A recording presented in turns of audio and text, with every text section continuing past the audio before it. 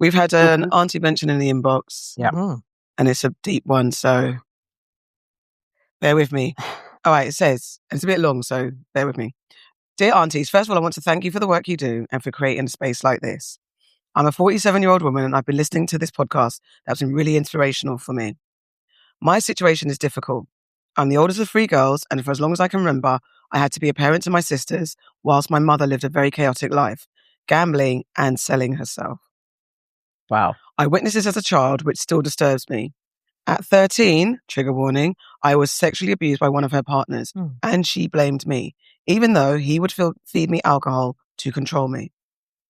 At 18, I became pregnant, and that was my chance to escape. I raised my son as a single parent, went to university, built a career as a nurse, bought a home, a car, and I even take holidays once or twice a year. Despite that, I've kept my mother in my life, even though our relationship is strained. Whenever she meets my partners, she runs me down, calling me no good, saying I have a bad attitude. I can't say she's the only reason my relationships have struggled, but I do think she's had an impact. When she visits, I can feel her critical gaze, I hear from her from family that she's been tearing me down behind my back, criticizing how I raise my boys, my relationships, and more. All very negative. I've got some lovely supporting friends and family, and I'm so grateful for them, but I just wish I had that same kind of support with my mum. I'm currently in a relationship for almost 5 years. He's from Gambia and he's Muslim. I mention this because I'm Christian, which I'm constantly questioning, by the way. We recently got married in Gambia and I'm in the process of bringing him over to the UK. I told my mum about him, but I didn't go into details because she can be quite disrespectful about his culture. He's a kind man with a strong, loving family. I just don't tell her anymore. And I don't tell him much either because he doesn't fully understand. Lately, my eldest son and I haven't been getting along. He recently broke up with his long-term girlfriend and he's been taking out his frustrations on me. I know he's grieving, but his words have become unacceptable. He recently confided in my mother, and of course, she took every chance to put me down as a mum. I truly believe I've been a good parent. My boys have never wanted for anything, never been in any trouble, and they have respect and manners. I'm just so fed up with it all, and I keep thinking of uprooting and leaving the country. I do, as I said, have lots of friends and family members who support me, and I'm grateful, but sometimes I just wish I could have that same kind of bond with my mother. Could you offer me any advice or way to process all of this? Thank you so much for listening. There's a lot. Wow. There's a lot. First of all, big hugs and love to the situation that you're in. That was a lot going on in there. Lots of different layers to it as well. Like, aside from her and her mum's dynamic, her mum chatting shit about her, I still think the abuse is something that she does need therapy for as well to process. There was a lot. What do you think? What do you guys think? I think bun your mum. I know. And the reason why I say bun your mum, you're 47 years old and your mum has been abusing you from the age of 13, realistically. Her partner abused you. Your mum has continued that abuse. She's overly critical of you. She talks shit about you all the time. She doesn't show you any love and affection. You're seeking something from your mum that she's not able to give you or doesn't want to give you. At some point in your life, you just have to admit, even though she's your mum, she's no good for you. And you're allowed to admit that. You don't need to leave the country. What you need to do is leave your mum. And I don't say that lightly because it is your mum, but she's not giving you what you need. And until she does, you don't need to have her in your life. Bun your mum. What do you think? I echo Farah's sentiments. I think that a lot of the time, I say this because I feel like I've had the privilege of having maternal support my whole life. And so sometimes when I say, I'll just bun your mum, I know for some people it's not easy. If it's not something you've known, like social norms dictate that, having your mother in your life is an important part of it. But I think already you can see that having continuing a relationship with your mother has now had a more negative impact on another generation. Obviously, you want to be breaking generational curses. And if your son is now under her influence and she's toxifying that relationship as well, I think that you need to cut her off. It sounds a lot like, obviously there are a lot of layers to it, but in terms of her mum's complex, I think it's just a question of projection. Your mother has either her own transgenerational trauma or some deep-seated guilt or self-loathing, and she just seems to use you as a punch bag and doesn't really sound like you deserve it. I feel like you have a support network of good people that do see the good in you, and you can focus on that. And it can be hard as well, because as a comedian, I know a lot of the time when you're performing in front of a room and everybody's laughing, if their one person that's sitting there with their arms folded, you will focus on them because it seems like an anomaly. Yeah. And with your mother, that makes it so much more complicated. But I just think, bun your mum, like, you have a loving partner. You don't want to poison that with like this issue as well. Mm-hmm. You have a relationship with your son, which has historically been good. Obviously, maybe he's at a stage where he's rebelling. And like I said, and also it seems like he's using a lot of projection as well, because maybe you're the main woman in his life and now he's and also what's he hearing from the grandmother? To make it even worse. If he's hearing hearing the grandmother justification for how he's acting. Yeah. And because she's going to back him up. Yeah. It's basically the grandma don't like her. So she is going to be like, your mum is a bit. Mm-hmm. Yeah. And for a young man, your first major breakup is also a character shaping moment. And it can definitely dictate how you become and how your, what's the word I'm looking for? Your proclivity towards women can be determined with how you kind of change that. I think you've discussed before. Like some men be like, that one girl broke my heart, and from then it was dead, icebox, like a Marion. And so the only people get that reference still. But they will. Okay, cool. Just making sure we got the right demographic. But yeah, I agree. I just think that, by the sounds of it, you've dealt with enough trauma at the hands of this person, who may have the job title of mother, but is not living up to it. And you have to prioritize your happiness even over your own mother's. So. I think also that you're considering moving away. Make sure you're moving away resolved rather than escaping or running away from something, because if you carry your trauma with you, it's not going to be different in another place. You might have a little bit of respite for a while, but then all those things will come back. And if you haven't resolved in your heart, first and foremost. But it sounds like she wants to move away because of her mum. But what I'm saying is that make sure your move is fully informed and you're fully aware, because there's nothing wrong with moving away. And something there isn't, but not if she's, as you said, not if she's moving. Yeah, that's what I'm saying. It's like that part is like you've got to have your time and make sure that you're going and not carrying that with you. That's basically it. Because sometimes getting away and starting fresh, especially if you've got a new husband and he's coming over, and even giving your sons and separating from your sons a little bit, so then maybe your son needs some independence and figure out life without mum being there for you. How about that? You want to be feisty to your mum. How about let mum be focusing on her life and you don't have access to her the way you think you can, and use her as a punching bag? Sometimes a little bit of shift of independence can wake kids up as well. Definitely. When they think they're taking their parents for granted. Maybe at 18 as well, she could be honest with him about what her experiences were like with her mother. There's also that. I feel like she does need to process a lot, because she does. Sometimes people, like, they spot them in it. Like, you can spot somebody that has been, like, a number has been done on them. And I wonder if her son is also picking up on, my mum's a bit of a mark. I want her to focus on herself and get really strong, even in a new relationship as well. Because exactly. I feel like she probably really needs to get strong in herself. Yeah. Not run away, deal with things, but also put in firm boundaries with her mum. Like, if it is a straight shut down, cut off, do it. It's like her mum was gambling and was on. Come on, that's trauma. Like, all the way. Even that, she's even maintained a relationship with her. I think you've done enough. It's 47. That's what I'm saying. She's 47. Stuff. Go on. No, finish. Yeah, no, you're absolutely right. Like, both of you, she's 47. That feeling of, and we've all got it, that kind of like feeling that you're obliged to do, to honour your parents, and to be respectful of your parents always, no matter what. But that has a limit as well. Yeah. Your mum is being abusive to you. She's making you question yourself, and you've got a lot of things that you need to unpack anyway. You don't need added trauma from your mum. Like, she's rage baiting you all the time. Yeah. It's not on. And getting in the way of your child, your relationship with your child. And you're hitting the big 50 soon in a couple of years, and you want to be free, because 40s is when women have their hoorah, we know who we are moment. I mean, I'm speaking specifically for women, and you're 47. Don't let those next years where you're married and in a relationship and you're supposed to be living your best life, you're supposed to be comfortable with who you are.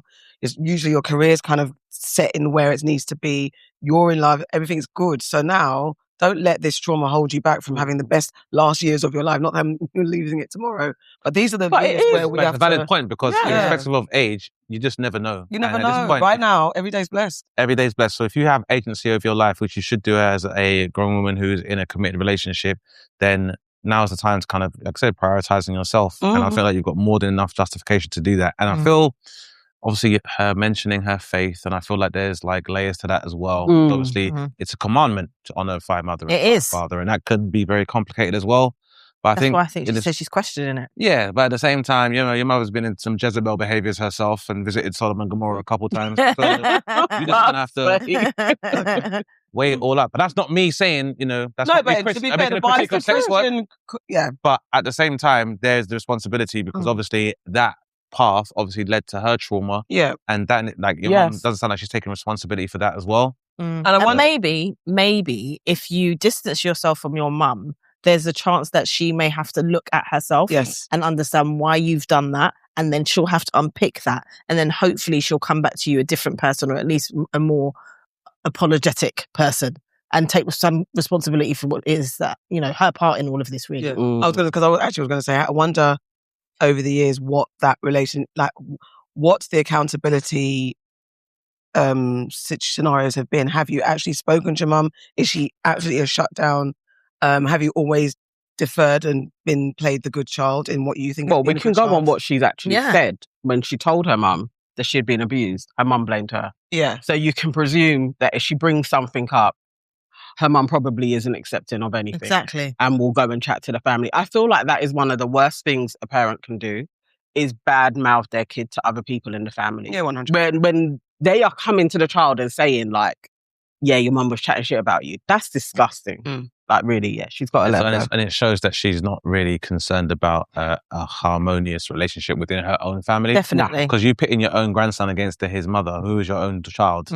Because she wants... It also gives the child nowhere to go. Like, it gives her nowhere to go. If everyone in your family is talking shit about you, it can, ruin those relationships. And then where do you go? Who do you That being said, if your family know that your mum was telling tricks while gambling, fuck's sake, why they would take her side, I don't know. Because she owes them money as well. When she says family, it could be the rest of the gang. Or they might not be taking her side. They might just be like, when you've got that family member, you just know how they are. So everyone kind of either enables by being silent or knowing that they can't deal with it. And then sometimes how they show up for some certain family members, they're okay. So it's sometimes really hard to challenge someone that's actually, they're nice to, in quotes, nice to me, or they're not problematic to me. In this scenario, we know they're doing wrong by the kids, but we try and talk to them, and then they get railed up and then just like, fuck it. That's my sister, that's my aunt, that's my thing. And so they make it hard to have those family conversations.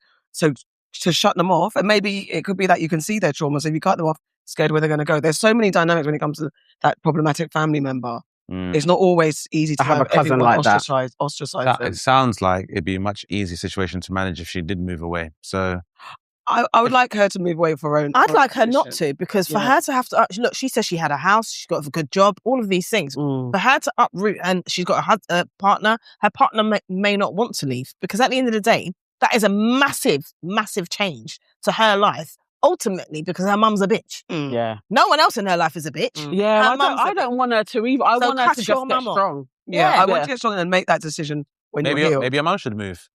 Maybe you should pay for her. They've probably been praying that her mum would go somewhere. I'd actually pay for her to move. Yeah. That's my mum. And all of this gets, if you can get professional help, if that's the way forward. That's the most important. What do you think about the religion thing? Help.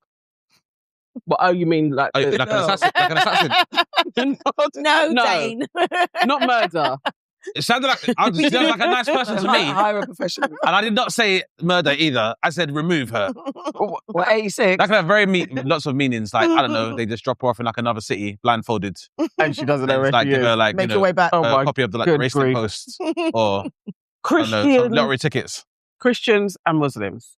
Like, she mentioned that in there as well. She's a Christian, he's a Muslim. What would be the thing there? Because she said that was another issue, and I was like, does it have to be an issue though? Mum anticipates how Muslims might regard her life and behaviour. Oh, she could good. preempt it. And also, there can be conflict. Yeah, the most judgiest Christian is not going to want a Muslim partner. And if her mum's got those type of things and those type of ways, any excuse, he's Muslim, he's not of whatever ethnicity that she doesn't want. Do you know what I mean? So she's got to find everything. So in that dynamic, Christian versus Muslim. And then if this woman is really super faithful, and it is a bit of a questioning, like, am I doing the right thing? I've fallen in love with someone who's a Muslim, and maybe, we don't know. She just said he's a very nice man. It's been 5 years. She's bringing him over. I don't want to there's things that you need to make sure that you're sure of in him coming over. And also, is that new dynamic with him coming over, that means you don't live together. So him living with you, will his Muslim faith and your Christian faith gel? Because it doesn't always work. So those are the things that I'm wondering if there's an underlying of that. Is she, and as you said, is she healed in herself? are you fully present and you in this relationship with this man? Or are you a trauma version of yourself? Because you already said you don't really talk about your mum's situation because he doesn't understand. What's not to understand? So that is the thing that kind of flagged up for me. Is like, why wouldn't you understand? What's not to understand? Why can you not? If I say to you, babe, my mum is not this and this is what I've been through, how can he not understand? Unless she hasn't fully told him. That's what I'm saying. I think if she's not explaining herself my properly. mum is not halal. She couldn't be more haram if she tried. I'm sure that makes sense. You know, she's not coming to Masjid. Yeah. She's not making dua. Yeah. She won't be on a Hajj. That's what she's not. Showing off now. There'll be no pilgrimages. I'm just saying in terms he can understand. Because she's saying he doesn't understand. I'm saying you could just approach it and be like, you know, mum lives a very haram life. She just hasn't told him. Yeah, I think so. Yeah. I mean, she's hiding also all of that. those So things. then again, you're marrying someone. You got to come bare. Like, I think so. I don't think you can be married and not know. And he's going to find out sooner or later when he gets see it. When he gets it. What's the worst that could happen? Unless he's like, oh, I know her. That's the only thing. That would be the worst case scenario. You can work down from that, I think.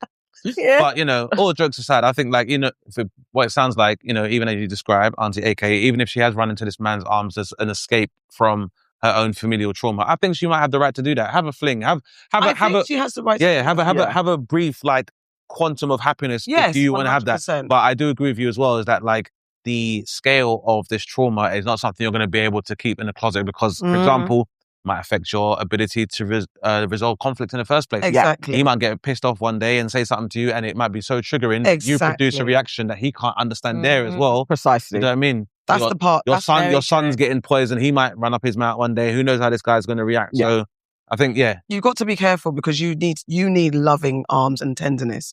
So this man has to understand everything that's going on, and he might not have the tools, or he might do, but he needs to know you. Yeah, 100%. You can't hide She needs anything. to know herself. Yeah, 100%. There has to be some honesty in this. It's not it can't be. You can't hide. It's not that easy to bring somebody over. And I was like Gambia as well. Yeah, there's all of those stereotypes. I just feel I want her to be strong, and I'm not getting that at the moment. And I'm feeling like, you know, people will be vultures, and that is understandable because what we've heard is, you know, substantial amount of trauma. Yeah, and you know, how that can form something. There's a lot of shame that comes with that as well. Yeah. And when you are carrying that and then you meet something positive or you're involved in something positive, it can be very hard for someone to bring that to the surface. Yeah. And, you know, be afraid. And it's not helped by the fact that the source of that continues to torture you with this is it. Exactly. Still around chatting shit. Protection and all the rest of it as well. So I think I would say the part of the AuntyVention would be the first thing would be you to get the help you require yourself. Yes. And have that confrontation. And, you know, that should be your priority. It doesn't matter what anybody else thinks because it'll just make you a much more functional person. Yeah. Definitely. Lots of love to you. Yeah. And we're wishing you all the best. Keep us posted if you want to. Yeah, please do. Yeah. I do like it when people come back with a little update. Like see how you're going. All right, welcome to Your Aunties Could Never. I'm Auntie AK, the auntie of all aunties and Pilates. And I'm here with... I'm Farah, your resident Caribbean queen. I'm Nana, aka the Black Fairy, aka Dark and Lovely. And tonight, we are joined by the man, the legend, the comedian, the presenter, again, the one and only Dane Baptiste. He's back, people. It's been like 25 years. Thank you so much. Long time listener, second time caller. It is a pleasure to be here. Thank you. Third. Second time in the flesh. Yeah. Oh, yes. Yes. You was in the box. In the box. Yes, just the hat trick. The hat trick. All right. How would you introduce yourself? How would I say? Everything. I would say, AKA Bruce Dane, the Dark Mike, AKA Open Mike Tyson, AKA The Problem, and The Solution. Hey! Aye. Welcome to Your Aunties Could Never, man. Welcome. So let's roll on with normal proceedings. Welcome to the family. Okay. We are going to welcome. Do you want to welcome? Or should I go? No, you're so smug. You do it. Oh, no, I wasn't even being smug. I was just like happy to be here. I say, first of all, we want to welcome to the family Konan, one half of Krypton Konan, the musical duo turned businessman. Yeah. Konan has now launched, extending his impact beyond music with the launch of the Konan Awards, a new initiative supporting emerging visual artists in London. Amazing. The Konan Awards have been launched at Camberwell College of Arts, part of the University of the Arts of London. The initiative will provide financial support to 5 final year fine art students across drawing, sculpture, photography, painting, and computational arts. I didn't know that was a title. I thought that would be digital arts, but it's computational arts will be supported. The funding is aimed at covering material costs for degree shows. The scheme responds to financial pressures linked to the cost of living.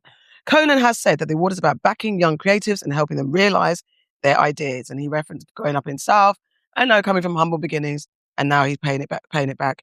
I love the journey that Krept and Konan are on. Big up Konan, sorry. Big up Krept and all Konan. Yeah, Krept and big up Konan. This is brilliant. Yeah, it is. Well done. Welcome to amazing. The family. Well done. And who else? That's good. Another one? There was another one. Is it? Yes. Where? Okay. Do you have a welcome to the family? I do, but I need to get my phone and remember the name. Go on then. Wow. Get it. Go and get it. Whilst you're doing that, do you want to read it or shall I? I can't see another one. That's it. Well, no, there's a welcome to the family of Afroi Bookshop. Oh, okay. It secures its future after it was about to close down. And now Afroi, I keep on saying one of Afroi, but it's Afroi Books, is a bookshop in Brighton, thank you. And it specialises in books by Black authors, operates as a retail space and a community hub. And they had to launch a campaign to sell 1,000 books because their costs are rising, declining sales, and they're about to shut up shop. But the community rallied around them and have saved the day. And they're going to move into like a Patreon kind of subscription model to keep their stuff alive. And I love a good Black bookshop. It's one of the biggest Black bookshops in the UK. And I love it. I have actually been there. Have you? 2 years ago, we went to Brighton with the boys for the weekend. And as you're walking along to the beach, it was there. We went inside. I think we bought a book. Or maybe something. But it was lovely because we weren't expecting to see it in Brighton. Yeah. It's not like you see too many Black things there. So it does stand out. Wicked. I hope people do, either visit. It's lovely. It's a beautiful space. Or buy online. It was founded in 2020 by a Carolyn Bain. So big up Carolyn, your tenacity, save a day. Yeah. I'm going to buy some books from you. And the community came through, man. Yeah, man. Well done. Well done, guys. Who's your welcome to the family, Dane? So I found a welcome to the family while scrolling on the socials. Joseph Nguthiru, who I think is South Sudanese, has pioneered something called Hyapack, which is basically a faux plastic that is biodegradable. Oh, really? It is synthesized from water hyacinth, which is a plant that actually provides habitat for mosquitoes that can spread malaria. So by using them, they are sustainable. They also mimic plastic almost like identically, but it's biodegradable. And he has been awarded UN Young Champion. Okay. And created 25 green jobs. So he's been awarded as the UN Champion of the Earth. Oh, wow. Brilliant. Now that's a welcome to the family. Well done. That is amazing. I love it. Yeah. Oh, look at that. These people are joining our family. Well, nice. Very nice. Now to more serious moments. I think we'll get you out of the way first, because I know you've got a big enemy of progress. Have you not? Right?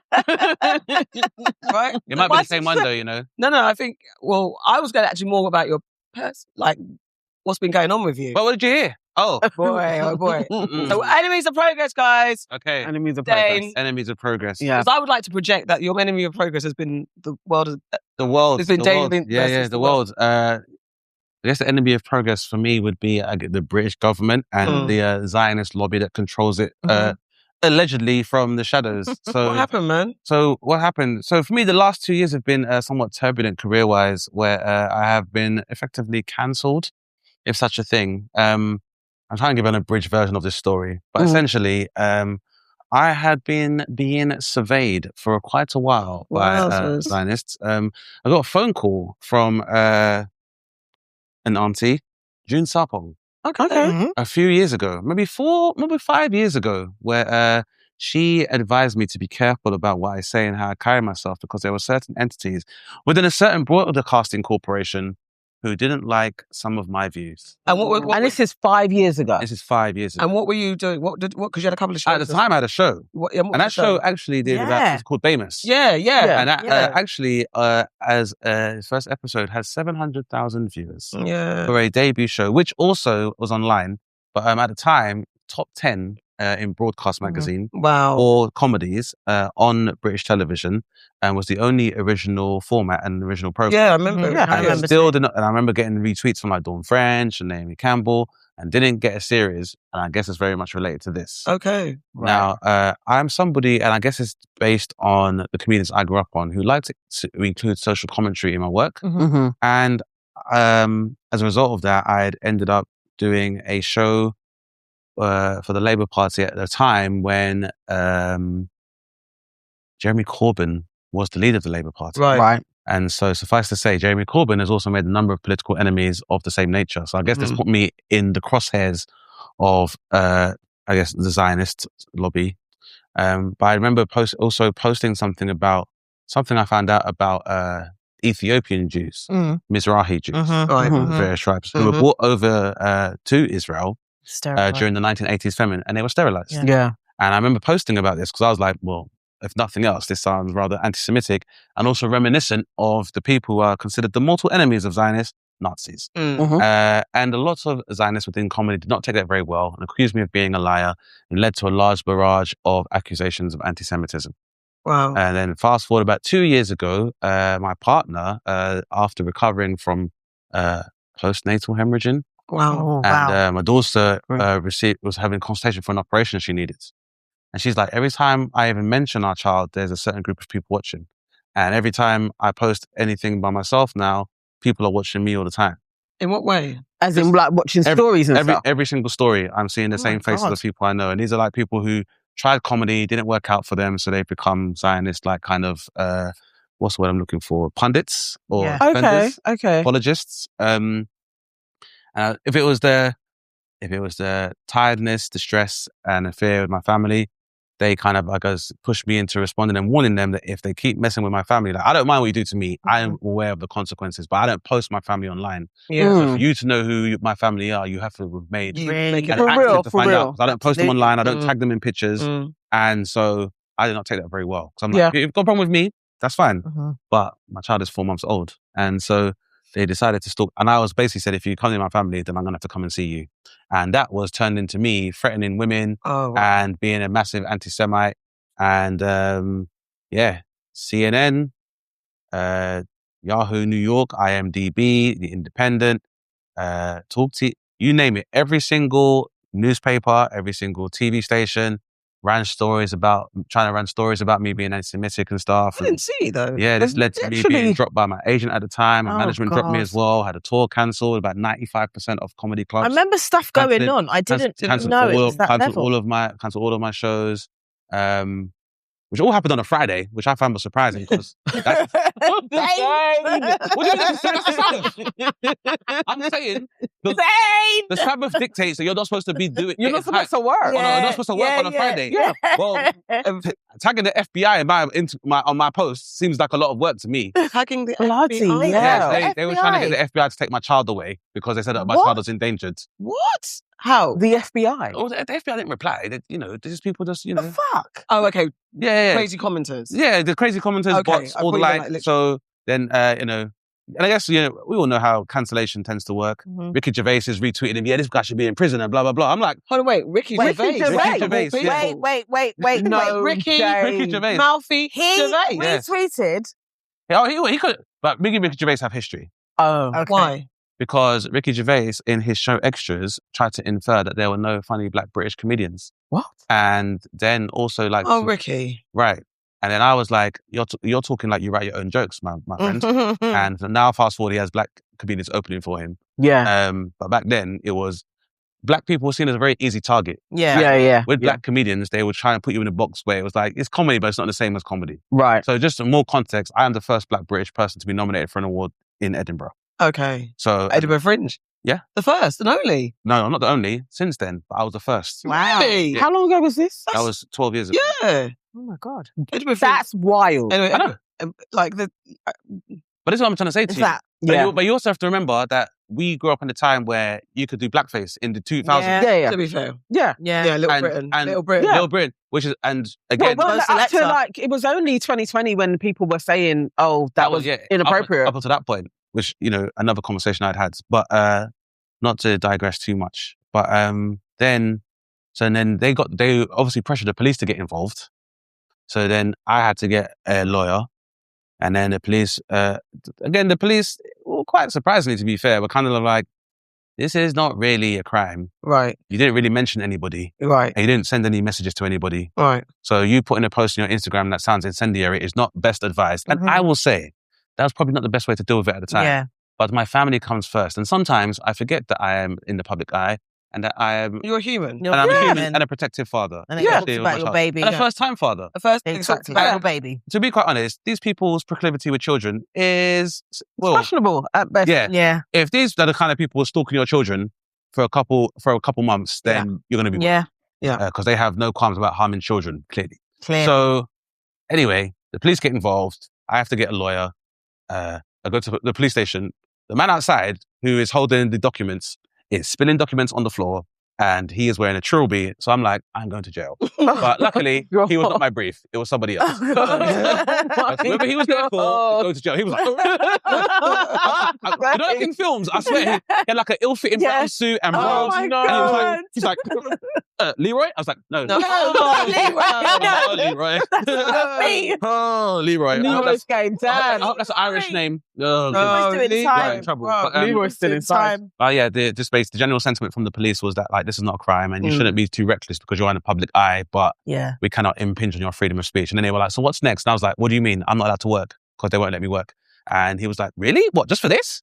And as time has gone on, so once obviously they weren't able to take it further, then I was made aware by a number of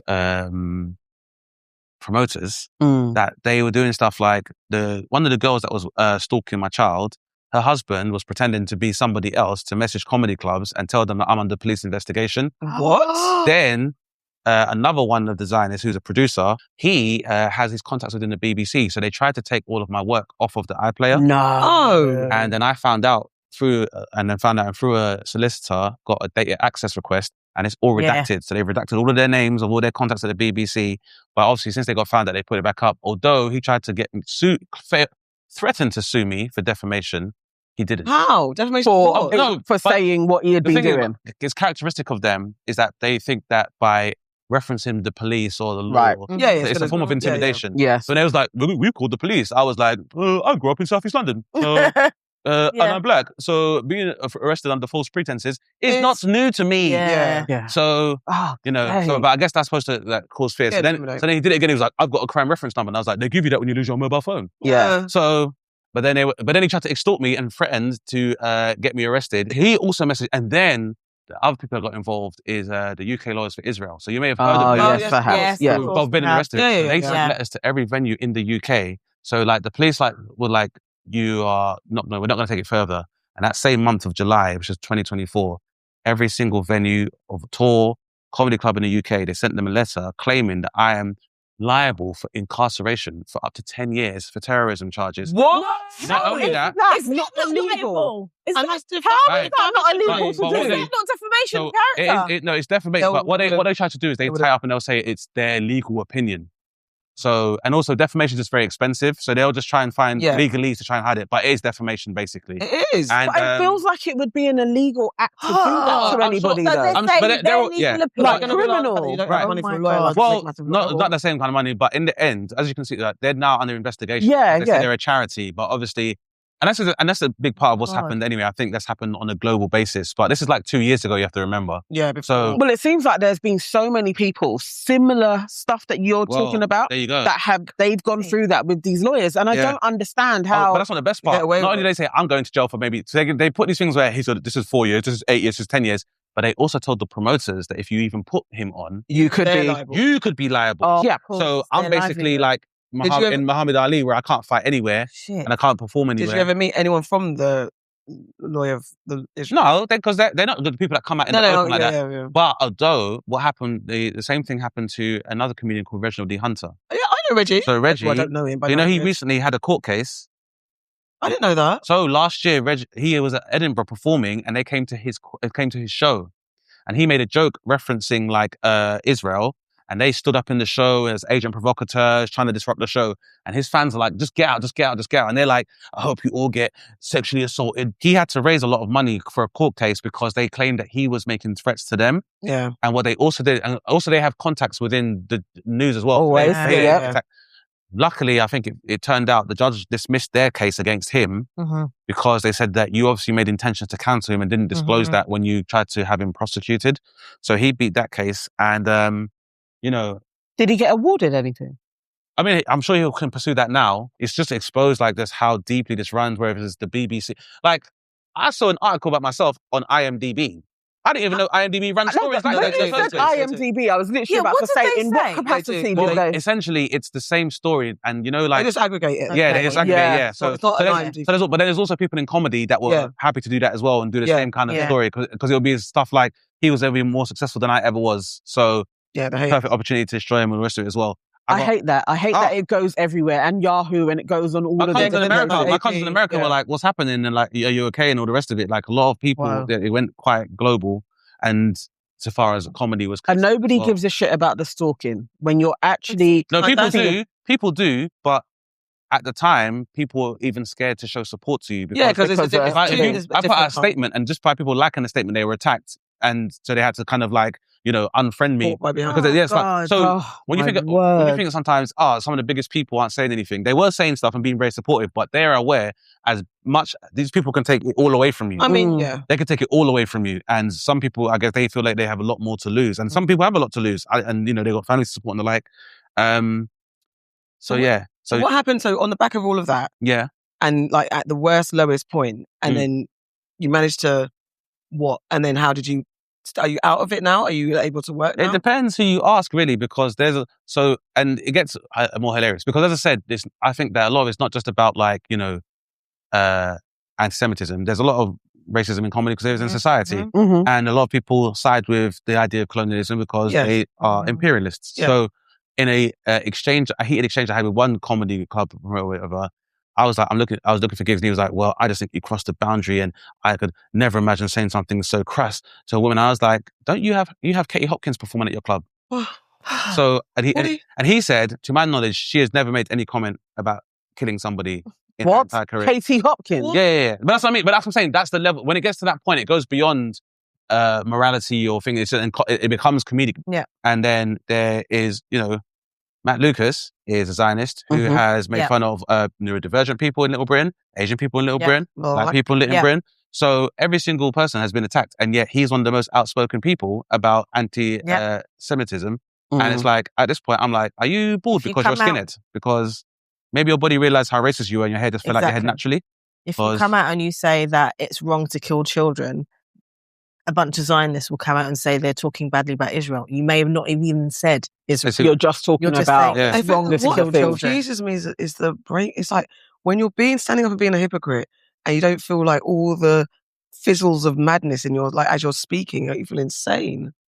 That's how you might think if you... Yeah. No, I know. If you've not been raised and been inculcated by this, like... That's brainwashing indoctrination, isn't it? Oh, but that's part of it. Yeah. But really the part is, and it's actually quite ironic that the people that openly support Israel and Zionism as an ideology, they're quite anti-Semitic themselves in that they do so on the basis that they feel that this community is overrepresented in the entertainment industry. So if I align myself with them, it will result in better job opportunities for me. So a lot of people who did throw me under the bus, I think they did so because they were like, this is going to make me more famous. And now 2 years have gone by, they are not more famous. So, and what's also, I definitely have to say is that the conspiracy about the industry being controlled by the Jewish community and they only take care of each other is not true, because a lot of the people who are Zionists who attacked me and had been attacking me since I was talking about them sterilizing black Jews, have not had particularly good careers. And so what I think they've opted for is this Zionism advocacy, because they've got nothing else. They have to add a dimension to their personality. Their work isn't really cutting it. Like you find that a lot of mediocre comedians, for example, end up becoming like right-wing grifters. Or they end up on TV News. That's what I was definitely thinking. Where they felt they should be. Do you know what? Look, all of them, like Ryland Clark, all of them have just turned The ones that kind of run their a lot of people are now, and you're seeing it more now, that people are trying to slip in right wing. Yeah. And for no other reason is, to be quite honest, it pays. Yeah. Yeah. Because there's money there. There's a whole community of folks that actually are like, we were being underserved when everybody was a liberal. So, if you say a few things, you can start making money. And it's funded by them by billionaires. The narrative is literally funded by billionaires. So, people feel like they're going to get their piece of it no matter what the cost is. But, it's been very interesting because it's been an interesting couple of years because you see who your real friends are. Yeah. And what is that? And so how do you find the line between real friends and people you gave them grace and said, look, I understand you got... Well, to be honest, the grace part is for a large amount of people whereby it's like, at the end of the day, we may have good relationships, but I realize you're colleagues. Mm-hmm. When I leave the comedy club or I leave the studio, then that relationship might come to an end and you have your own network and your own family. Sure. So in that respect, I don't expect people. And also, we're all professionals. So arguably, how I conduct myself as a professional, the consequences of that are mine to bear. Sure. Yeah. Mm-hmm. But it's the people who come to my house and actually held my child, who then run to throw me under the bus and align themselves with these people who I'm like, God. Wow. However... How many of them were black? That person's black. But what I've noticed, I'd say just as a blanket, most of the people of my generation, a lot of them did not reach out and basically watch me be digitally lynched and lied about, because I feel like a lot of people feel if you're out the picture, then new crabs may leave the bucket and occupy that space. On the other hand, though, the elder generation, who have always been massively supportive, Real McCoy onwards, were very supportive. Very recently, I would say I had a great conversation with Richard Blackwood. Because, and he's always been great. And we had a great discussion because I brought up, because the people said, Dane, stay away from politics. And I'm told a lot of the time, when you are a black creative or entertainer or athlete, you are told the whole shut up and dribble thing. Yeah. I appreciate, people might argue, there might be a better way to articulate what you was going through. And I completely acknowledge that. But Gary Lineker was literally Mr. Nice Guy. Yeah. That was his whole image in British society. They took his job. Sangeeta Miska never said anything. She did her job as a journalist. They took her job as well. You see what happened with Bob Villain. You see what happened with Reginald D. Hunter. Meanwhile, we know for a fact that Nigel Farage used to bully Jewish kids in school. Yes. And said Hitler was right. Yes. And was invited to the Israeli Independence Party. Jimmy Carr made a Holocaust joke on his Netflix special, His Dark Materials. And he was also invited to the Israeli... look what Elon Musk said at the inauguration. Right. So it gets very... we can get into that another time. But essentially, my last couple of years has been just, rebranding and redesigning myself and kind of like finding new ways. So what have you learned in that way, and what are your new ways? Well, to be honest, what I've really learned is that for a long time, you've been paid to talk. So if you want to say something, find a way to monetize that and use your platform correctly as a professional entertainer. But to be quite honest with you, in terms of what I learned, I'm not really somebody who normally... Well, the main thing I've learned is that I was a lot more famous and clearly a lot more of a problem and a point of fear to people than I gave myself credit for. Sure. And had I known that, I probably would have tried to wield that power more efficiently rather than playing into the hands of these people who normally do very underhanded things to provoke a reaction. Because then when I put out a statement, because some promoters and people have been like, we want to work with you, Dane, but the angle that they're saying is that you're misogynistic in terms of how you've treated women and all the rest of it. Oh, God. Because obviously, because the police weren't going to take it any further, then the new angle is that I'm abusive to women and all the rest of it. And so he was like, so when I put out a statement, the same girl who said I tried to kill her and she's scared of me and went to the police for protection, jumped back in my comments being like, I'm a victim and no one's apologized to my face and blah, blah, blah. So then obviously my girlfriend had enough and was basically like, so why was you stalking me for all this time? Yeah. Because apparently she was pregnant at the time. I don't know that because I don't know. The girl was... Yeah. So she's like, he wouldn't know that because he doesn't spend all his time hate watching people that he don't know. You haven't done comedy for a decade other than your parents bankrolling you to do shows at theatres. Yeah. But if you was pregnant, and what was you doing? You could have been doing pelvic floor exercises. And what you was doing was stalking my partner. I don't even do comedy. I'm not involved in the industry. So why you were stalking me, I don't know.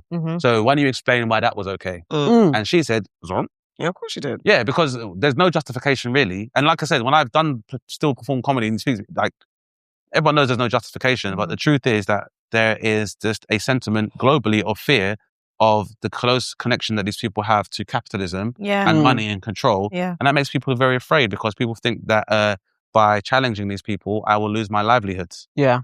But I mean, I would just argue that people are losing their livelihoods anyway, regardless, because there's nothing that they're not going to sacrifice in order to realize what their goals are. And I mean, that's how the world's turning out. So what I found out really, the main thing is that I'm a lot more famous and successful than I gave myself credit for. Mm-hmm.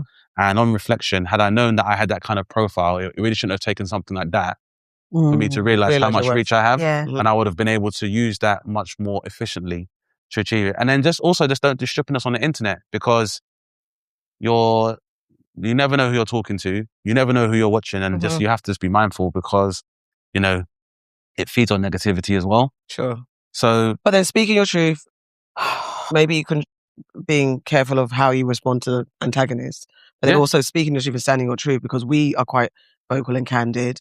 I'm sure you're not going to change your material for the sake of these people. I don't really need to, because that's the thing. My material has never really targeted any marginalized or vulnerable group. Sure. Yeah, and for example, everyone talks about Brett Goldstein, who wrote Ted Lasso. Talking about that show. If I take out my phone now, I'll show you the text messages me and him exchanged for years, where he's always like, they don't give you what you deserve in the UK, and great relationship. So, but then I also understand that there's a lot of Jewish people, if they defend me, they will also be attacked by Zionists. Yeah. But this is the thing, like we've said it, in fact, we've said it very recently, that it isn't about, it's not really about Judaism. It can't be. No. Because they are against a lot of Jewish people who speak up against Zionism. Well, and there are there's so many Jewish people that speak up. Not just that, it's a very easy thing, because last week you guys talking about Kemi Badenoch saying that Jewish people have been one of the most attacked groups in the UK. You can't make a statement like that because of the intersectionality or the intersectional nature of the term Jew. Exactly. Yeah. Because there are black Jews. Exactly. There are many black Jews. Yeah. Exactly. There is a comedian called Prince Abdi, who you know. Yes. Prince Abdi is a Falasha Jew. And I've known him for years. And we've never had a problem. There are some people that kind of stood by me anyway and kind of know who I am. I think there's a lot of people who had to cancel out of fear, but very slowly and very gradually as time goes on. You're back. To an extent. But then, you know, as I said, I've got issues with the BBC where, despite me having a development deal, when you were taking all this stuff offline, you didn't tell me you were doing it. I had to do a data access request. They just did it. Yeah. And luckily, like I said, people have made me aware of it, because what's interesting is that when Heidi Bakram from UK Lawyers for Israel sent, like within days or even within hours, a whole group of them send the same email to the same comment. Wow. And then, and you know, I'm like, so you've got UK Lawyers for Israel, UK Friends of Israel, the Roald Dahl Association, like the Jewish Center, I think JW7 and stuff, and it's just me by myself. That's crazy. Which, you know, there's two ways to look at that. It could be very scary and intimidating, but it takes a nation of millions to hold me back. Yeah, 100%. So, because for me, if I wasn't that relevant, it's a lot of work. It's a lot of work for someone that's not relevant. I mean, it's what they do. But I mean, I even got a phone call from Jimmy Carr, I guess at the behest of these people, to be like, you know, have you considered apologizing and going to Israel? And I was like, no, my God. I'm serious. I'm 100% serious. No. I'm 100% serious. That's the extent. And I'm like, Jimmy, you and I did a show. What? And it's funny because Jimmy Carr booked me for a show called Jimmy Carr Destroys Art, where I literally destroyed a painting by Adolf Hitler in solidarity with Jews. I'm like, well, that was forgotten quite quickly, wasn't it? Yeah. But to be quite honest with you, like I said, it's been. I'm always puzzled by this going there tour that they put people on to go to Israel. Yeah, but it's a humiliation. Yeah, it's humiliation. And also, I guess when you think about it, if they, you know, continue with all these kind of punitive measures on people are just going to be like, it's overkill. Whereas if it's presented as if these people have had an epiphany and they've seen the light about Zionism and they go and demonstrate that. Like the rollout with Kanye. Right. But there's also financial rewards in that as well for some people if they do toe the line. Yeah, it's just like, but Kanye's whole case proves that what's an apology going to do for you? Yeah. Because I think that him proving that he is profitable unto himself already threatens that kind of power over him. Yeah. And that's why they continue with the things like, again, it's like he's being banned from countries like literal Nazis are able to travel freely across the Atlantic and be in countries and and it's like, what? Those are the people that actually are like your mortal enemies. Well, they actually killed people. Yeah. And this isn't to say that his words are okay, but I'm just like, it's the rollout afterwards. You do your apology, then you have to go to a synagogue, then you got to spend time with a rabbi. It's like they do the same rollout of this kind of, we're so sorry. But that's the problem as well, is that even the insincerity with the rollout, I think that's beginning to have an adverse effect as well. Because now it's happening so often that people are starting to see the pattern recognition. Yes. So, I guess... The 1-2-step formula. Well, absolutely, yeah. And, people that... I think that it's, again, people have asked more questions of this conflict than they ever did before. Because obviously this is an occupation. And there's been aspects of this that people never really questioned. Yeah. That now the laity and more lay people are more aware of it than they've ever been. So there are benefits to it. And to be quite honest, because I don't want to dwell on it for too long, because giving these people life, some of you have had more work and the people paying attention to you you've had in over 9 years. Flipping so crazy. We can't all ride Dane's coattails forever, guys. Yeah. Now, I say that it's for me, it's kind of had kind of a benefit because now people see how these people stay. Yeah. And no longer, I just don't feel like this is going to last much longer. And I guess also for me as well, it's my experience has been very difficult, and I'm not going to act like it hasn't been, but it pales in comparison to the people who are at the spear tip of the actions of colonialism and imperialism. So yeah, it's one of those. But I don't know. It's just are you a successful black entertainer if white supremacists and Zionists aren't trying to destroy you? I mean, do you think so? In a very dark way, it's almost like a seal of approval that you're on the right track, really. Yeah. Flipping crazy, though. I hate that shit. It's the unbelievable... There's no going back to... There's no normal. We're not going back to normal. Yeah. And I think that there's going to be seismic shifts in places that they're not used to having the effects of a conflict directly affect them. So, history's been written and just... It's just while we're here, because you know what? My welcome to the family, Jody McIntyre. He's on Instagram and his page this week. Flipping phenomenal journalism, big up.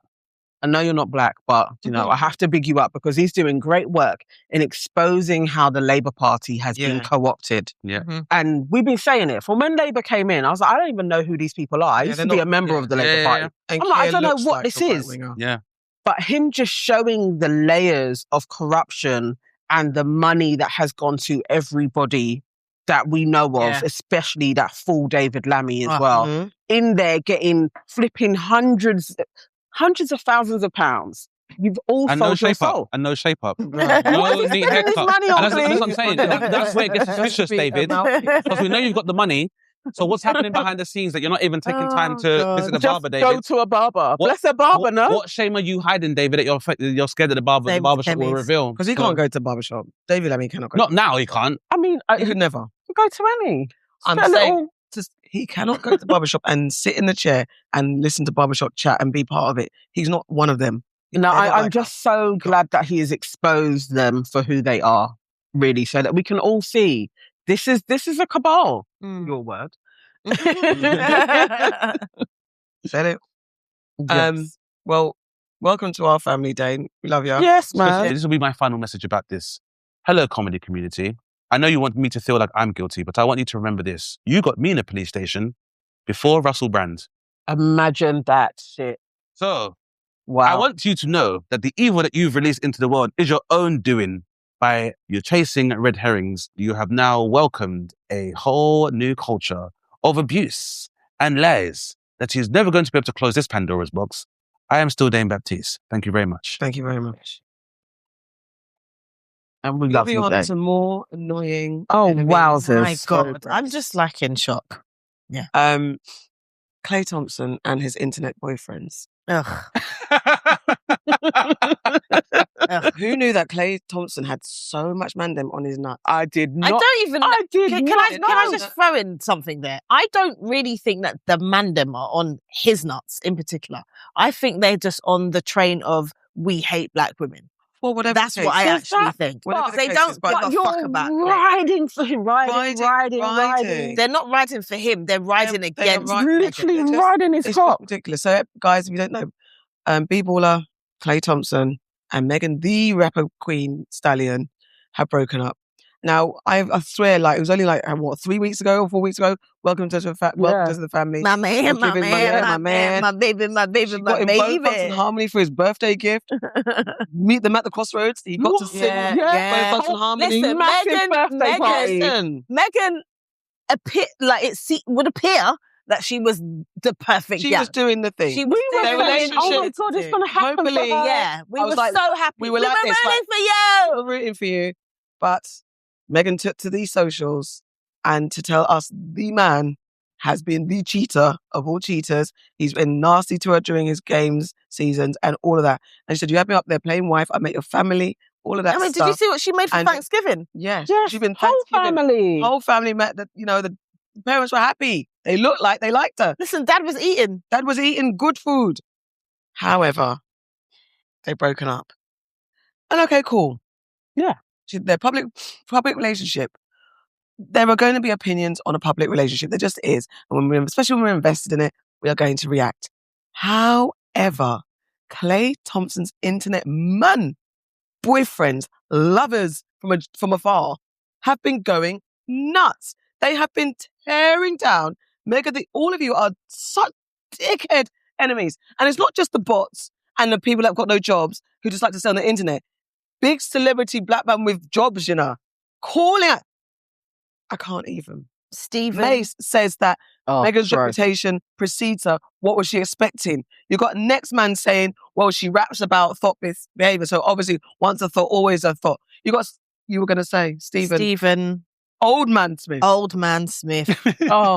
Who should shut the fuck up. Please shut up. Just be quiet. Why are you always talking? Shut up. So infuriating. The memes that I've seen are ridiculous. The ones with all the men behind, like him. That one's gross. It's so disgusting. They've got a meme of all the men that they allegedly. And do you know what? That she's been with. Yeah. This is what I was saying. This is why I'll go back to my original comment. It's just men, black men hating on black women.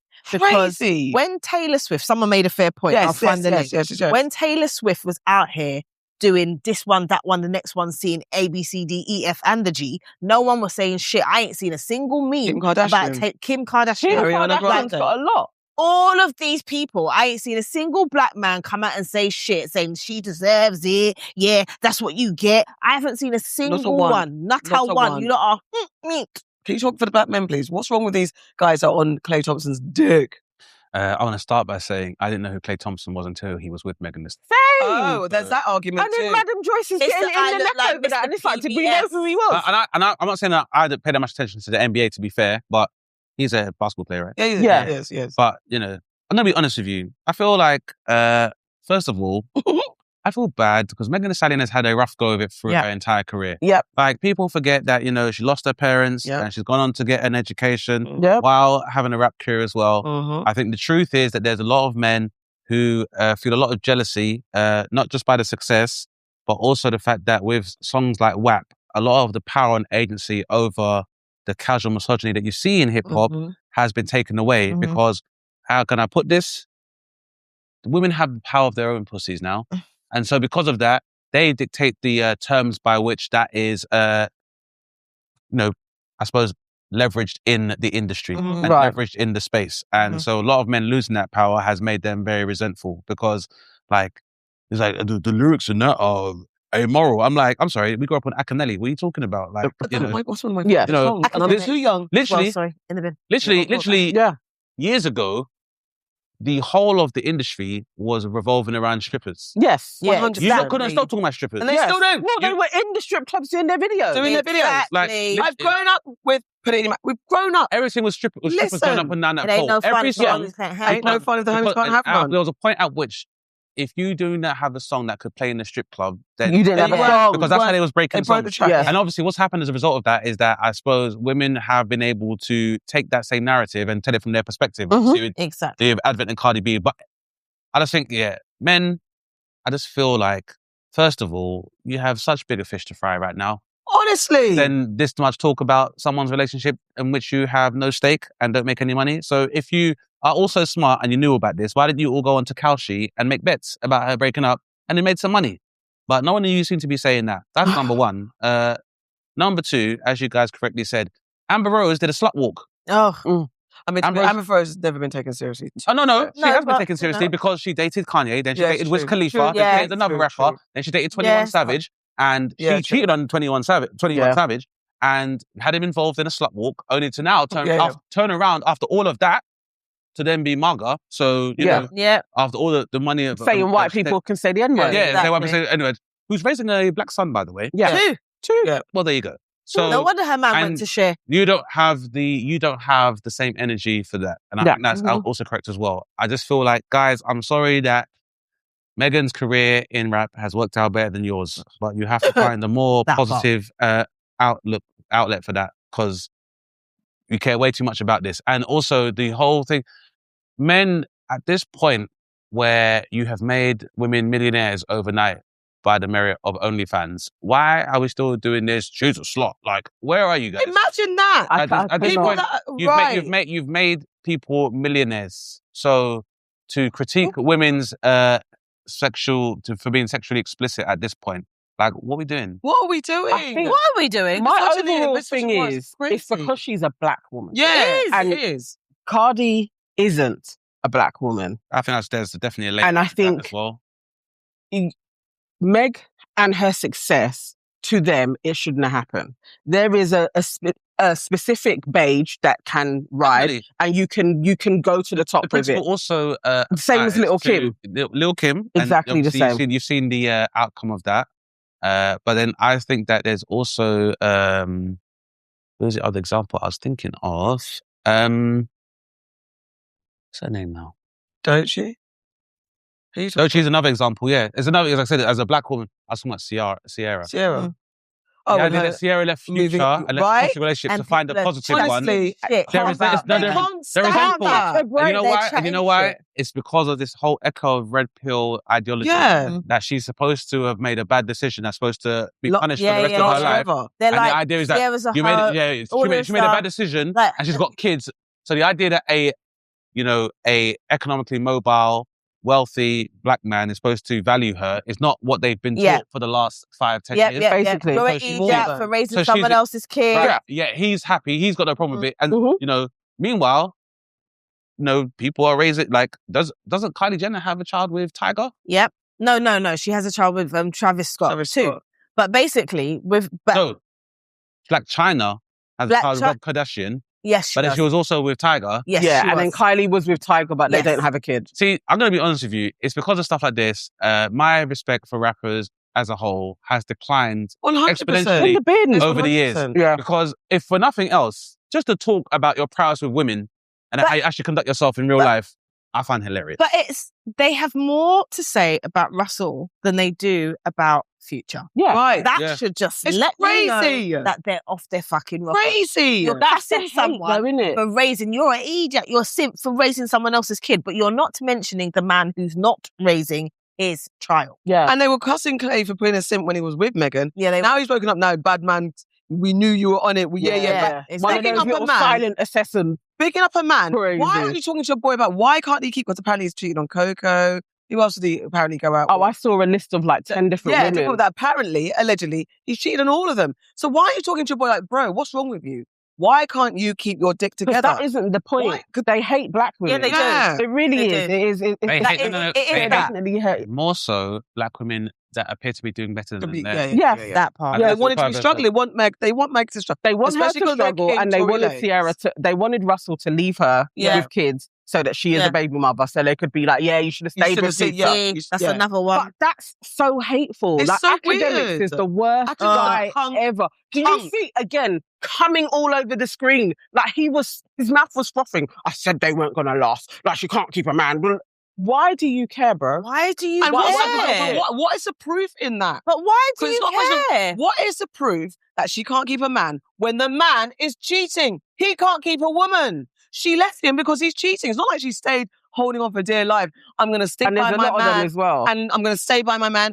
However it happened. Can academics just get a girl? It came out that she ended it. A girl. You're in the basement. What girl can you keep? And please, if you've got a woman, shame me. I want academics to shame me. Tell me that you've got a woman that's got academics your back. Ain't got a woman. That's got your back and sitting with you in your basement. He pays for women. He's absolutely. He frequents absolutely escorts. Which is again brings back to the source of this hatred, because a lot of these men have been brought up within patriarchy and stuff with the idea that whatever I lack, whether it's my physical appearance or it's my prowess emotionally or whatever, I can make up for with materialism. I might You can't buy Megan Thee Stallion because Megan Thee Stallion is successful in her own right. So again, this lack of agency that men are experiencing that they're having over women, for a lot of men who have profited or enjoyed patriarchal privilege, their world is imploding around them. It's the irony. And there's a lot of men who within the space of masculinity may sit, I guess, at a lower rung. Yeah. And they tend to, how can I put this? I suppose they soothe themselves with the idea that they are above women. Right. The lowest man being above any woman. Yeah. The more that they are losing, that the reality is showing the contrary, there's a lot of people that can't handle it. Because for me, like, when I could argue when as a kid, like, as soon as you open your mouth talking about, like, oh, so-and-so break, you're like, what the fuck are you talking about a girl having a breakup for in the first place, bro? Since when did men start talking about... Yeah. Do you know what I mean? If you want, we could be that extreme about it as well. Why we're doing relationship gossip now, bro? What's this? What's going on? Not too long ago, that's what people would have been saying. Yeah, not anymore. The fact you got old man, and we don't old man Smith. We don't age shame, but you're her He's grandfather. Listen. How old is he to her? Literally, he could be her granddad. In their 60s. Or her pups or whatever. He could be her pups. You're so damn old to be talking on her. They're talking about she shouldn't have come out and said about her relationship. But then when she didn't say about her relationship, you lot was calling her a liar. Exactly. Like, pick a lane, innit? Pick a lane. Pick a fucking lane. And I get it, because it might be like, you know what? I mean, I never forget when Beyonce sat on Oprah's couch and Oprah was like, keep your shit to yourself. And from that day, Beyonce went shtum. So I understand sometimes there is benefit, and I hope, Megan, you learn like that. Yeah, the world's not for you. I'm not saying she has to. No. She has to. She was with him for a long time. And she didn't like expose their him. relationship. It's just her life. He was like, and this is the thing that I hate about men like him. It's like, open up to me. Yeah. You can trust me. No, he's the worst. Lean on me. The worst type I'm not of guy. like that. Look at me. We can build together. All this fucking shit. Yeah. Only to be getting your dick wet somewhere else. Yeah. Well, what is the point? Talk to the boys. Guys, we say it all the time. You and your dick, that relationship with needing to conquer as many women for you to feel like a man, that is a problem. That is a problem with us. You know what the problem is? He's a coward. Yeah. Also. Because if you want to be out here and you just want to have various different types of relationships, you're not monogamous. Yeah. So don't enter into spaces and be like, yeah, it's me and you, You babe. don't have to be. You don't have to do that. You're a big baller. No, he's a coward. But I also think that's part of it as well, is that there is a certain level of entitlement that comes with men in certain positions, like being a professional athlete, which a lot of other men project onto because they want to live vicariously through Klay Thompson's penis. Yeah. So they won't really say anything because they're living vicariously. And there are frustrated men who see a man who has multiple like sexual exploits, fucks a lot of girls, and they want to live through him. Yeah. So they almost feel like they're winning. It's the layers that go into the patriarchy, and obviously I know you say talk to your boys, but like that is a large conversation that would have to fester into a conference to really address it. No, I get it. There's a lot to unpack. Because there's a lot to unpack there. Yeah. Me personally, I just think with Megan Thee Stallion, and I might be really overthinking it, but like that's somebody who has experienced a lot of loss and a lot of trauma and, still continues to try to put on a brave face. Yeah. And I think if it's a man that looked there and he said, I grew up without my two parents, I just made it through life by myself. So I rapped to get myself by. He'd be got out of a bad situation, got shot in the foot and walked that off. Yeah, they'd be talking about him like his Tupac. Yeah, exactly. On his shoulders, playing many men and all the rest of it. Yeah. There seems to be this problem because first of all, the same men that are like, these women that want a tall man. Well, she took a chance on a short man and look what happened to her there. So what do you want more from Megan? She has tried dark skin. She has tried light skin. She's even given short kings a chance. And she does all of these things, like, because if she wasn't talking a certain way, you consider it, if she was like, a Tierra Whack or a Rhapsody, then you'd look at her like she's boring. Yeah, they would. Yeah, they would. Do you know what I mean? Because if we listen to what you lot say and the music that's made, she is an embodiment of you lot talking about Redbone and Stallions and all the rest of it. Yeah. So even when she physically embodies what you say you want, you still don't want got something to say. I was going to say still have something to say. There's always something. She was supposed to do that. That rap works for black women. that's where they are like, okay, we can accept it. Yeah, I mean, it works for everybody because then when black women do it, it gets copied. So it works for everybody. But then, that's but she can't be big. That's the thing. It's like, and especially bigger than them. Get back in your box, Megan. Get back in your... And they just hate that she's flourishing. I would like to posit a theory about this while I'm here. I've not really been around enough women to even discuss this, but one of the things, even with Cardi B as well, I really feel like, obviously, for a long time we talk about, I'm going to be destroyed for this, but I'm not scared. I've taken on Zionists. Yeah, so, for real. I think there's been a long time where, people talk about the King of New York, and by that merit, you have a very large sway in hip hop. And I think that there's been a point in time where New York had a queen, and a lot of people did not want to acknowledge that because it was a woman. And I think, like, even with how Cardi B is referred to, and like people were like, I hope that she messes up, and I hope they're dying for it. Yeah, like, you're way too excited about someone else's relationship. Downfall. Yeah. Because the way this energy you have for Megan Thee Stallion, Tekashi 6ix9ine was a snitch. You don't even Honestly, and he's allowed back in. You don't stop talking about that.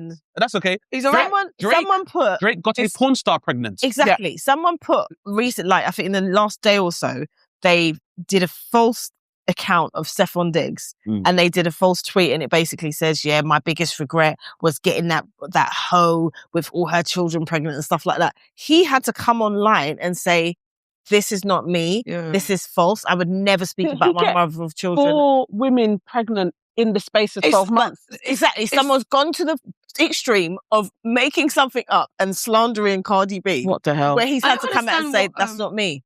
These people are crazy. And I didn't finish my point about, because I wasn't saying that Megan shouldn't speak, but I should also protect your peace, Megan, and just protect your peace. You're not in the wrong. You're allowed to do whatever you want, but just protect your peace. And at the end of it's not for you. I was going to say, I really want to get, like, what do men want women to do when it comes to our sexuality? How many men is too much or too little? Or what do you want us to, what do you actually want us to do? Sit there with our closed vaginas. They want you to suck dick, but they don't want you to talk about sucking dick. They want you to fuck them, but don't They fuck want you to be good at sucking dick, but they don't want you to talk about being good at sucking dick. Well, you could talk about it as long as you're talking about that particular dick, but you could have had no way of being able to train that technique. Like, you've never been able to know. On the day. But also, you've realized your potential. If you haven't trained and like sucked a lot of dick and you don't know how to suck a dick, they're going to cuss you because you don't know how to suck dick. And that's why. And you're not allowed to have more than one. You can't 10. You can have 10, but you cannot have one. And you can't have any. Like what? And they want your pussy to be wet, but they don't want you to talk about having a wet pussy. No. because it just has nothing to do with what a woman can do. It's about them. Let Megan stand in front of any one of you and say, baby, I want you. You lot be like, you would have busted that in her fucking eye. They wouldn't even be able to get it out of their fucking trousers before coming. They'd be like, give me another chance. Some of it would be even worse. I think some of them would be so up for it. The things that they would say, you would just question. She'd even be like, it's true. It's true. Because when you say, listen, we had Gunner runners. Gunner was here doing a run, and Mandem was practically, again, busting a nut. They were. Some of them did bust a nut, didn't they? How much money I want to be in your video and be in the video. That is gross. Over a man. Yes, over a man, and I feel, and that's the issue. Really, is that we just have a large swaths and generations of men who have clearly lacked any functional guidance for a very long time. And it's been very much exasperated by people being isolated through the pandemic and stuff as well. And I say, like, you got to think, even though it was 5 years ago, for some men, that's a very formative part of their lives. Okay. And also, how can I put it as well? For me, social media is like a high school. Yeah. And sometimes when you have people who have very extreme views, they would just be in the corner by themselves. Be like in my school, I remember there was like little crew of perverts that would like buy the magazine and they'd buy the Sun every day and all the rest of it. But they were just a little group of them. And we were all like, there's the pervs in it, like the weirdos.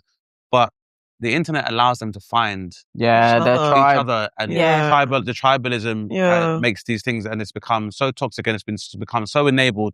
And these used to be all extreme and fringe groups that you would find online, but social media has allowed people just to infiltrate and for that to kind of grow, and that's only part of the problem as well. But like I said, is it the Madonna whore complex? Yeah. Like, you know, a lot of men, I guess because it's like what you said about the OnlyFans accounts, where OnlyFans are getting turned into millionaires, OnlyFans girls specifically. It's like, why are you so angry? Or with women. We pleasure you. Like, what is the? Do you want to know the truth? I think, as essentially for a lot of men, as I said, have basically profited from patriarchy, because patriarchy offers the fact that, like, you have to remember, there's a lot of cultures, for example, I'll keep it brief, but there's a lot of cultures where when men are of a certain age, they do not have to present themselves in a way that they are best disposed to meet a woman. And by that, I mean, they don't have to be the best man. A woman will be delivered to them. Yes. Yeah. There are just institutions and systems that when a man's of a certain age, there's like, here are some potential wives for you. Mm-hmm. And for a lot of men, it means that having to present yourself in a way where you have to compete for a woman's affectations or for the best woman, they never had to observe that. Whereas, like I said, women weren't allowed bank accounts up until like the end. Yeah, 74. So a lot of these things have basically created a landscape where women are not dependent on men for a lot of things, and therefore they're confused. Yeah, these men have formed their self-esteem and their self-image and identity on the fact that whoever I am, there should be a woman out there for me. Yeah. And now they're learning that's not the case. Like, it's even the whole thing with like the whole nice guy complex that like a lot of white men, because they were weaned on gross out comedies and like sitcoms and films, the idea that at the end of the day, the woman finally realizes that the nerd was the guy for her the whole time. Yeah. Obviously, once women are saying, well, actually, I don't want either of you and I want to pursue something for my own happiness that doesn't involve a relationship, there's a lot of men whose whole identity is based on that outcome. Mm-hmm. And because that's not happening, they're just having an existential crisis. Yeah. But we're not discussing it. That's great. Thanks for saying that, guys. Are you listening? That is the truth. I'll be destroyed for that, but that's the truth. No, that is the truth. That is the truth. Destroy because it hurts. I think your theory on the queen of an area, whether it be New York or Atlanta, that's a problem. I have actually seen old rappers talking about, like, I can't believe, like, it's just women that are dominating rap. Yeah. Like, what happened to the men? No one told you your king sued like at this point. But can we not have our time as well? Like, so men just have to dominate the shit for 100 years? Men, listen, okay? The thing is, I know for a long time that rap has been a largely male-dominated sport and considered a very masculine form of artistic expression. But some of that music isn't for you. It's actually for homosexuals and for women to enjoy it as well. They can't just be the objects of your sexualization. They like their own music and stuff like that too. And unfortunately, you're not involved. The reason why you don't like it is because the topicality of the songs aren't for you. Listen to something else. But it's also simple. Let's unpack masculinity, because like the minute you've still got grown men in their 40s beyond saying pause, because anything that implies that they're possibly even a little bit effeminate or gay, then it's a whole problem. But I think some men say that ironically. You can no. We get that, but then yes, but then also no. But also no, because it plays out. Yeah, that's true. And like the culture, like it plays out. I'm just bored of it now. I so thought it was going to die down. It hasn't. Why? I mean, I have a theory about that as well. Go on. Basically, there are a lot of men who, because one thing we haven't mentioned in terms of why men have this inability to, conflate a woman's sexuality with her femininity and having her own agency over that is because you lot have become porn addicts. Yeah. And some of you have gorged yourself on pornography for so long. Yeah. Some of you have started looking into things that contradict what you would tell people your sexual orientation is about. And that's made a lot of people very insecure. Also, unfortunately, we have not had a discussion about how much hip-hop culture revolves around prison culture. Right. And when people are incarcerated and have their sexual awakening when they are surrounded by nothing but other men, that is going to have some effect on their sexuality. And so some men are coming home with different kind of sensibilities that we have not discussed openly in our it's the truth. In our spaces as men. The other thing is as well is that there is a point within the spectrum of masculinity where it gets hyper-masculine and the aesthetic could only be enjoyed by other gay men. For example, 50 Cent lives in New York. It is cold a lot of the time. He is always topless throughout his whole rap career. That is not just going to tantalize women. That's also going to tantalize men as well. So you need to accept that when it comes to things that become super hyper masculine, there is going to be an element of homosexuality or homoeroticism that's also in there. Do you not think it's strange that sometimes you watch a music video and all the men will be fully clothed and the women are naked? If there are sexy women around, why do the men want to be unclothed? And then there will be men who will all be naked together in the same kind of video. Yep. There's many discussions to be had about, this. That's the truth. I mean, the line's so true. I'm not a therapist, but I do get therapy. I mean, porn is a big thing. And it goes back to those OnlyFans accounts. The people that pay and stuff. But there's also men who are also selling themselves on OnlyFans as well. Exactly. And getting a very prissy pay. Yeah, no one talks about that shit. And no one talks about that. Mm-hmm. You know, and a lot of them are straight.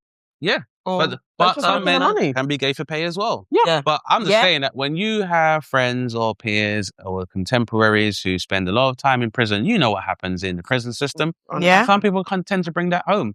There are also, some of us who have been victims of sexual trauma ourselves who don't discuss it. And the results of that mean that we are unable to form committed relationships because of the madnesses that happened to us when we were younger. It was not cool. She was too old. Yes. She does not deserve that. And we need to have spoken about that because it's having an effect on all of our lives. Definitely. But that being said, we have bigger fish to fry than worrying about what Megan Thee Stallion is doing. I imagine a lot of her stuff is not for you guys. There are much bigger enemies of process that we have to focus on in this podcast and in our lives. The truth. Men. The truth. Word. Moving on. I don't even want to bring this guy to the enemy of progress. I know. Who are you bringing? I know. He in this instance, DJ AG is an enemy of progress. Like, you didn't have to do this, bro. He But we don't really want is. to do this. I've been quiet amongst this whole but thing. we have to tell you. Okay, all right. This is an So, auntie telling off. yes, You Elaine the Pain brought it to our attention that Charlie Sloth has been out here with AI adverts, and he is being a Southern Baptist pastor with an afro on. And I ask, why can't we have no hip-hop in Ibiza? Why? Lord, believe me, we need it. Even just one night. Lord, if you hear us, our Father, show us a sign.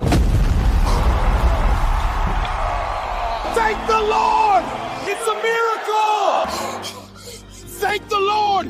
Praise the Lord. Hallelujah. It's a miracle. Can you believe this?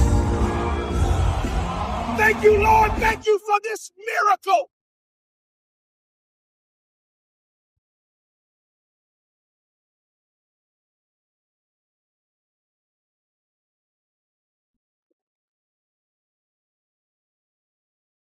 Honestly.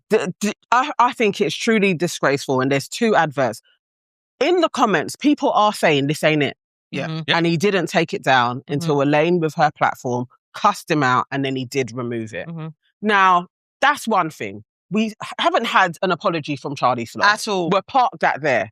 Why did DJ AG decide to get in his vehicle, sit there and look in the camera and be like, you know what, people, let's talk about what's going on with Charlie Sloth. He's a great guy, and basically lick his ass. Let's talk about Charlie Sloth. Now, listen up, my people. As you may or may not know, I go outside on the streets and promoting artists, being with the community, and obviously that costs money, right? Costs money. I rely on sponsors, I rely on brands. Like, I just rely on help to enable to power it. It's very expensive. Now, Charlie, big him up 10 times. Listen, last year, booked me for the orchestra. These times, remember, I'm outside. I'm not really showcasing my DJ talent. He did not have to book me to do a DJ set at the orchestra. This year, met with Snoop Dogg. That wasn't because of me or my team. Like, that was because of Charlie, and his team saying, no, AG, come, listen, we're going to get you transport, come to AU, do a set, meet with Snoop. Listen, when I got there, done a set after Snoop, went upstairs, and they were doing their thing. And I was like, boy, you know what? I don't think I'm going to get to speak to him. Charlie comes out. I'm like, bro, Charlie, I beg, bro, can I just get 1 minute with Snoop just to make a clip? As Snoop walks out, Charlie's like, Snoop, yeah, listen, this is one of the hottest UK DJs, DJ AG. Gave me that time. He could have said, bro, I just want you to do a set. You were still with him downstairs. That's enough. He went out of his way to make that moment happen. To the point where people are like, oh yeah, like AG, like when Snoop coming on your platform outside, when can we do it? Da-da-da. Like, we got the moment. This year, man's trying to get me bookings for his set at Eden. Doesn't have to do it. So when people say, how's my man helping the culture? First of all, bro, you got to look at everyone. What's everyone doing for the culture? Where are the feet on the ground? Where are they? Because I'm just seeing people sitting down talking. Why are you sitting? Action. The brother's good, man. Good guy. That's my experience. I would say as content creators, people make mistakes, right? People make mistakes. You might post something, it doesn't resonate or it angers people. And then you've got a choice. Do I keep running with that? Or do I just take it down? I have made that mistake at least 3 or 4 times. I post thousands of content. And sometimes I'm like, you know what, actually, it's upset people. Let me just take it down. And you take it down, you move on, it blows over, and you keep it stepping. Sometimes people make mistakes. Like the post that was taken down or whatever's happened to that post, I put fire emojis. It didn't impact me, but that's me. I didn't think nothing of it. I was just like, yeah, it's just content. Keep it stepping. You're promoting your thing. For other people, you may have been upset by what you may have seen, but the guy's a good guy, man. Like, he's come up from nothing. He's worked hard. He's grinded, irrespective of color. Like, he's still putting people on. He's still trying his best. That's my experience of Charlie. So big up Charlie Sloth. Keep going, my brother. Keep pushing, man. Let's go.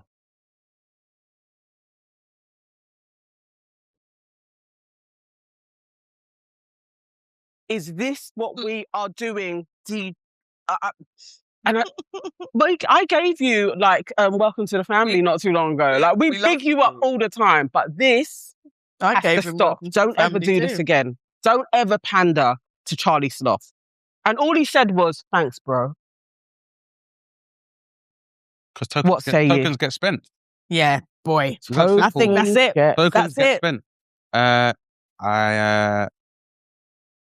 I mean, for me, it's very telling about this country, first of all. And it's something I've always had a problem with in this country, that it makes it a point of principle to export our culture, but not have us be the face of said culture. Mm-hmm. Because before it was Charlie Sloth, it was Tim Westwood. That's why we're even following Charlie. The only thing I believe is black at those men's cores are the colour of their hair dye. Yeah. Who they both use, because it's an interesting, because Charlie Sloth was in his late 40s, you know? Yeah. I have no problem with that, but what I do know is that somebody his age who was black could not approach the BBC with a hip-hop based platform because you would be told you're too old. Yeah. Yes. And prior to that, Tim Westwood is old enough to be my father. Yep. Well, Tim was old when I was young. And he was old. That's my point. That's my point. Tim's been old for days. And he's still walking around here without one grey hair on his head, and we're supposed to be taking this man seriously. But this is part of the problem as well, is that then, you know, I just feel like this problem with, I don't want to say problem, this phenomenon that black people, we're almost industrial orphans. And by that, I mean that when we enter into this creative space, a lot of time we don't have a legacy or a heritage whereby we can consult elders or people who are seasoned or veterans of our industry, and we end up having this white paternalism. And I say that because then you see what the fallout of that is. You know, if we use terms like fam literally and we took those things seriously, there would be elders who would be like, why are you young men talking about a young black woman this way in the Stallion's case, for example? In the case of like DJ AJ, I guess he's very new in this space still. And obviously there's going to be an element of gratitude to that. And unfortunately, because of how the system is set up, you find that white gatekeepers like Charlie Sloth are able to provide him with opportunities like meeting Snoop Dogg or paying him a superior amount of money in order for him to perform and help him in his career. And so he feels obligated to, maybe he's been pressured to do, where he'll go and defend someone like Charlie Sloth. Whereas for me, I'm like, at this point, career-wise, why Charlie Sloth feel he needs to do that kind of comedy? I don't know why he thinks that's funny, but this is the thing. By the same token, the same contingent of black men who will do something like attack Megan Thee Stallion are the same contingent of black men who give this freedom to Charlie Sloth to do these kind of things as well. Because, but I mean, it depends what approach you want to take. We don't own stuff within our own space. Despite being the creators, we don't get to be the proprietors of stuff. People like gatekeepers like Charlie Sloth were appointed. So then, you know, for example, if you want to get somewhere, you got to do a fire in the booth. And then, you know, people think that because these guys have control and they have access, what people are prepared to do is that what he does is no different to me. Like, because then what happens is you get like a Tim Westwood who pushes their advantage and their privilege so much that he thinks that black women are his own personal people. Exactly. And everybody will look the other way when he's getting up to what he's getting up to. It's just so fucking annoying because, Charlie, you should know better first and foremost. You've been in the scene from day one. I remember you from Channel U days when I worked at Channel U. You was on the scene, you was an MC. And there's nothing like, there's appreciation of the culture. We talk about it all the time. There's appreciation and there's no... I do wish we had black gatekeepers that were a bit more discerning about who gets to control the narrative. But there used to be gatekeepers. Unfortunately, a lot of them went to prison. Because I'm old enough to remember that when Tim Westwood got way too comfortable within the culture, some people came up with a metallic solution for him. It's for you to feign innocence and not to come out with an apology and say, yeah, bro, under AG's public announcement for you on your behalf. You should have come out. You should be saying sorry. You should, first of all, know better. You've been in the culture for so long. Who told you to affect this stupid persona? He tells himself. No, you can't say that he should know better. He should know better. Listen to me. Hear me out. He doesn't know better because he doesn't have to know better because there are no consequences for his faux pas. Consequences. That's the thing. People run to so he doesn't need to know better. Mm-hmm. It's so fast. Like, don't play.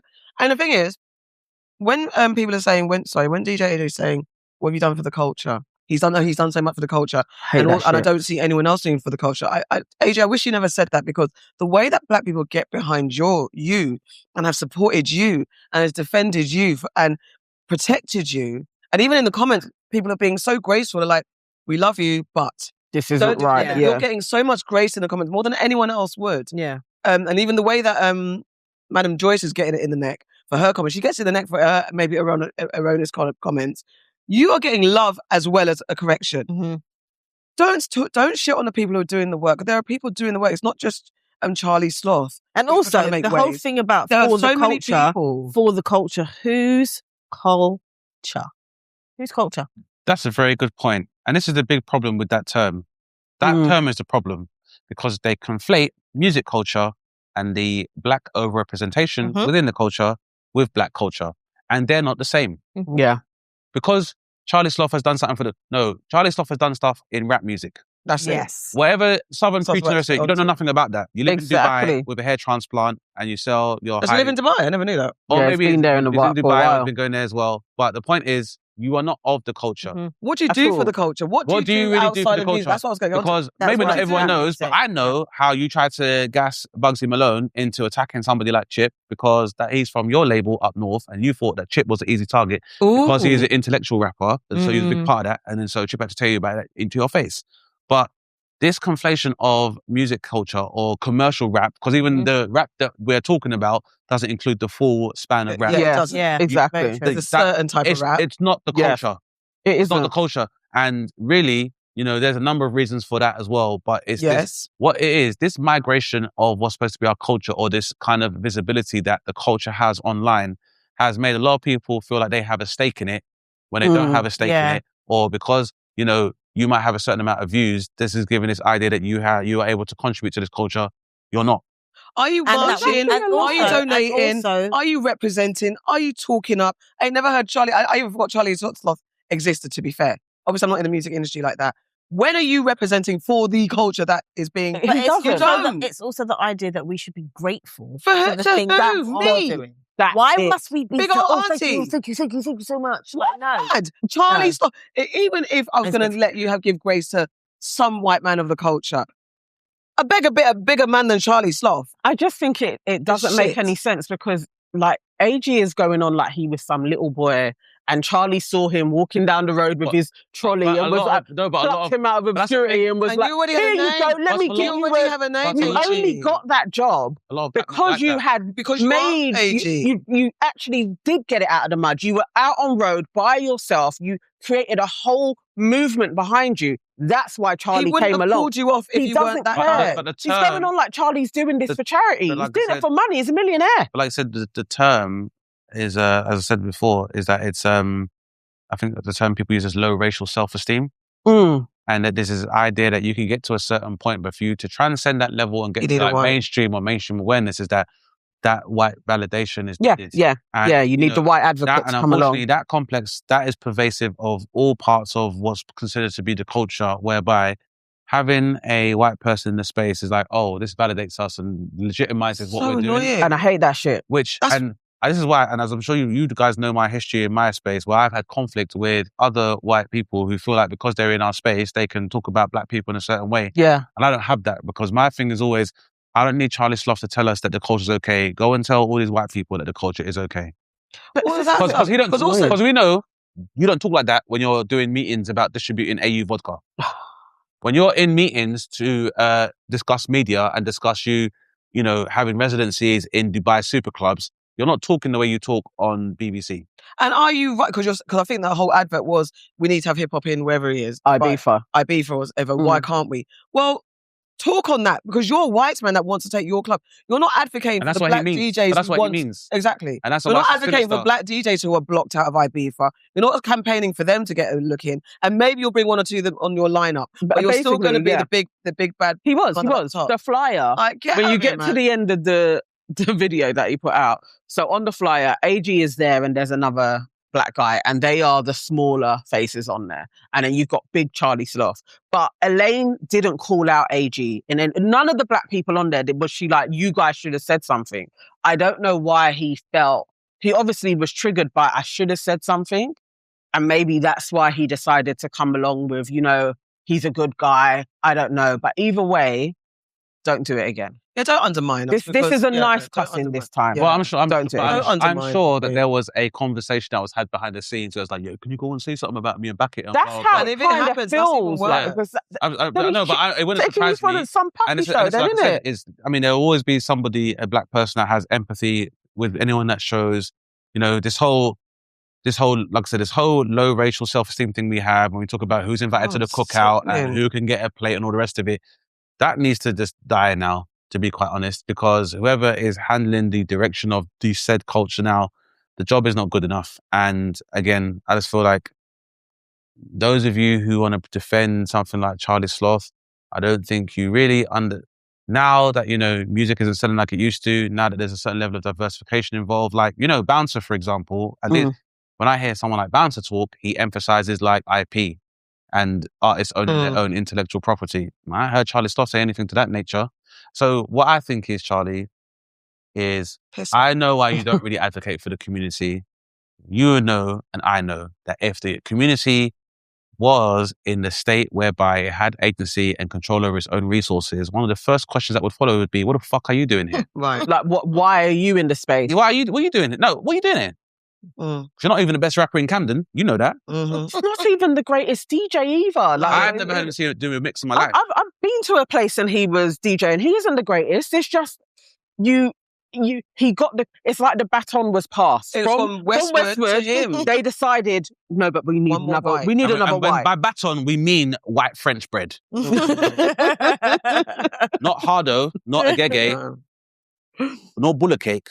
White baguette stick was passed on. Very disappointing. I remember Tim Westwood was the head of A&R at Def Jam UK. Yes. Can anybody name an artist that he's responsible for launching into the space? Nope. No. Okay. Exactly. And the thing is, the same people that are sitting there defending Charlie Sloth, like, he put the culture on. Same people that defended Chris West, still today, Tim Westwood put the culture. They're trying to keep a good man down or some shit like that. Old grandfather type. I cannot. Blech. It's hard for you to rap, you guys, with this pink dick in your mouth. So stop doing it, please. That hurt. I won't even say what was said in our group. But either way, DJ, AG. Please don't do that again. Don't. You've only just come, proper Johnny come lately, and then you're now going to be like, I'm going to ride for Charlie Sloth. Are you crazy? Easy come, easy go, one. DJ AG. Do not. You're planning AG Fest. That could end up being disastrous for you if you continue to defend corny people with Dracula black hair. Because everyone's I was excited. I'm excited with AG Fest. I want you to shine, want you to rise. Don't do that, and don't undermine Elaine the Pain. I'm not saying you have to agree with everything anyone says. You've got free will. Do what you want. But when someone's speaking on the culture, sometimes black people, regardless of who you are, let's just keep stum. You don't have to. You could have said, Charlie, you know what? You could have phone a friend and have a chat.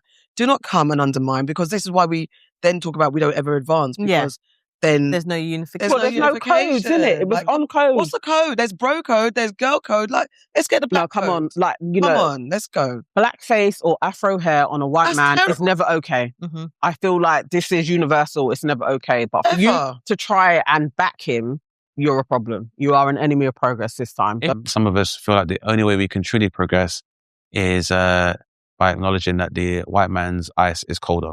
And many have come before you with the same mentality. Yeah. It's not gotten them anywhere. So why do you think you're going to be different?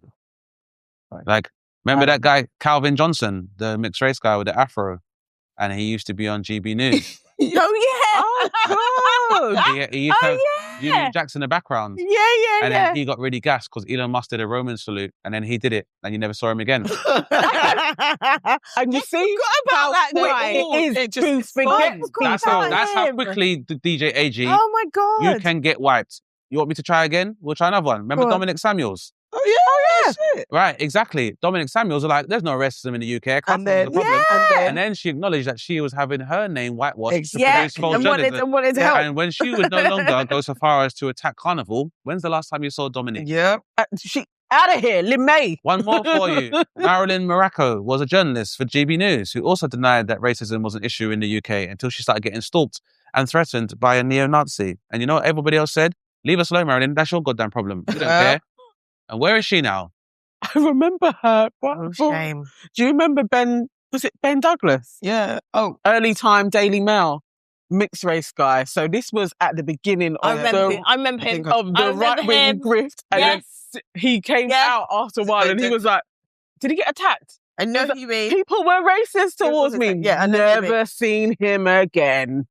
I remember the book Ugly by Constance Briscoe, and she was talking a lot of grace about the black community as well. And then she got in trouble for perjury, and she's the only one that went to jail. So, DJ AG, I've given you several precedental examples as to how tokens get spent. Sometimes I love that. you do not have to tell. Wait until you're asked before you have to tell. Thank you. Oh dear. Thank you. Yeah. I can't wait to not see Kemi. Kemi, that joker. I cannot wait to not see her. do we need to talk about Trump's nonsense? There's a lot of stuff. Which one? I don't Which even bit? know. There's I think so much. there is something I think that we should talk about, and not to hijack the conversation, but I had an enemy of progress I wanted to discuss. Don't bring it on. Because I wanted to just do extra work, because I am a big fan of the show. Go. I love This it. is the Supreme Court of the United States, who is my enemy of progress, who are currently in the process of repealing the Voters' Right Act, which basically involves that a lot of the legislature in southern states in America are redrawing district lines to create what's called super majorities, whereby even if there are certain parts of the state, like Louisiana, for example, that have a much higher black caucus, their votes count for a lot less than maybe smaller counties where they are predominantly white voters. Yeah. So they are doing what's called gerrymandering, which is very similar to things like the Electoral College vote, which basically means that deciding votes on America's presidency and administration or their government remains in the hands of white people. And in the case of a lot of formerly Confederate states, mainly racist white people. And that has been facilitated by including the black man called Clarence Thomas. Who, Oh, that guy needs to go. They knew what they were doing, putting him on the I was going to say, put him in for an absolute reason. But essentially, what I would like to say about this is what I mean. Why we were all wasting time talking about stuff that doesn't matter, like who the fuck Megan Thee Stallion is dating, or things like pointless diaspora wars and all these things that make a difference.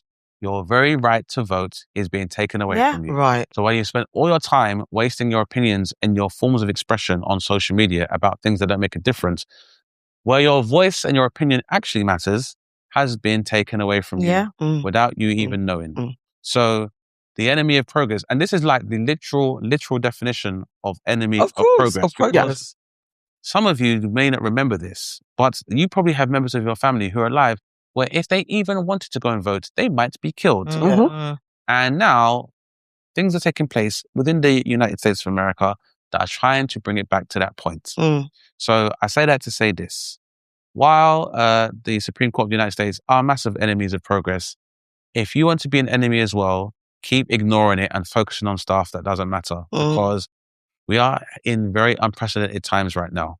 And if you are wasting time talking about stupidness or wasting time, or you think that about aligning yourselves with these oppressors, you will be safe, I will again remind you that there were plenty of people who felt the same, that they were going to be okay. And they are not. They thought they'd be absolutely fine. When's the last time any of you saw Condoleezza Rice? Do you not even remember the name? You know, what's her name as well? Omarosa. Omarosa felt like she was cool as well. Candy Sowens.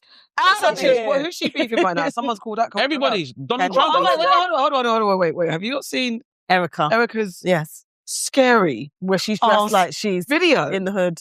She's wearing a baseball Just cap. like Janet Jackson from Rhythm Nation. Yeah, basically. Not even just a poor Temu Yeah. It's for me, it's the sovereign rings. Oh, Why do you have on sovereign rings like we're back in the 90s? I was literally like, this woman. what is going on? I don't understand when she sat in the chair and they were like, go. Man, and here's what I've realized through all of this, truly, having lived through quite literal hell these past 7 months, if you strip someone of their humanity long enough, you will arrive at the chilling conclusion that they don't deserve to exist at all. Every morning I wake up to a new headline lying about me. I have comedians dressing up in whiteface. I have people saying I'm not fit to be CEO. And I have Candace Owens claiming I murdered my husband.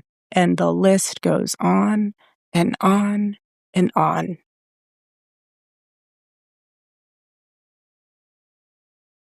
There is a serious epidemic of dehumanization plaguing this country. They thought this was a good thing to do with the baseball cap. I have no understanding of what's going on with Erica Clark. Yeah. It's other than weird. she's insane. I don't And she's know. got such a platform. Why? She's just inherited the platform. I from understand. Her husband. Hey, Erica, why can't you go to Romania? Child trafficking charge? That's right. Yeah. You know and I know, for me, I am not even going to entertain anybody who tries to align with somebody who is banned from a country. Yeah. Imagine a whole country. You can't Even I can go to Israel, Erica. They invited me. That's how bad it's going for you, Erica. Imagine that. No, that was wild. But yeah, which part of Trump? I don't even know. A lot has taken From the place with him. from the correspondent fakery, alleged fakery. I don't even know. I just wanted To him cutting, and listen, you know how I feel about the royal family. Basically, I mean, this whole thing's in Charles, the King beginning. Charles. So King Charles and that woman who he calls his wife have gone to the United States of America on their tour, which should have been cancelled, by the way, but it hasn't been cancelled. So they've got to pay for that tour.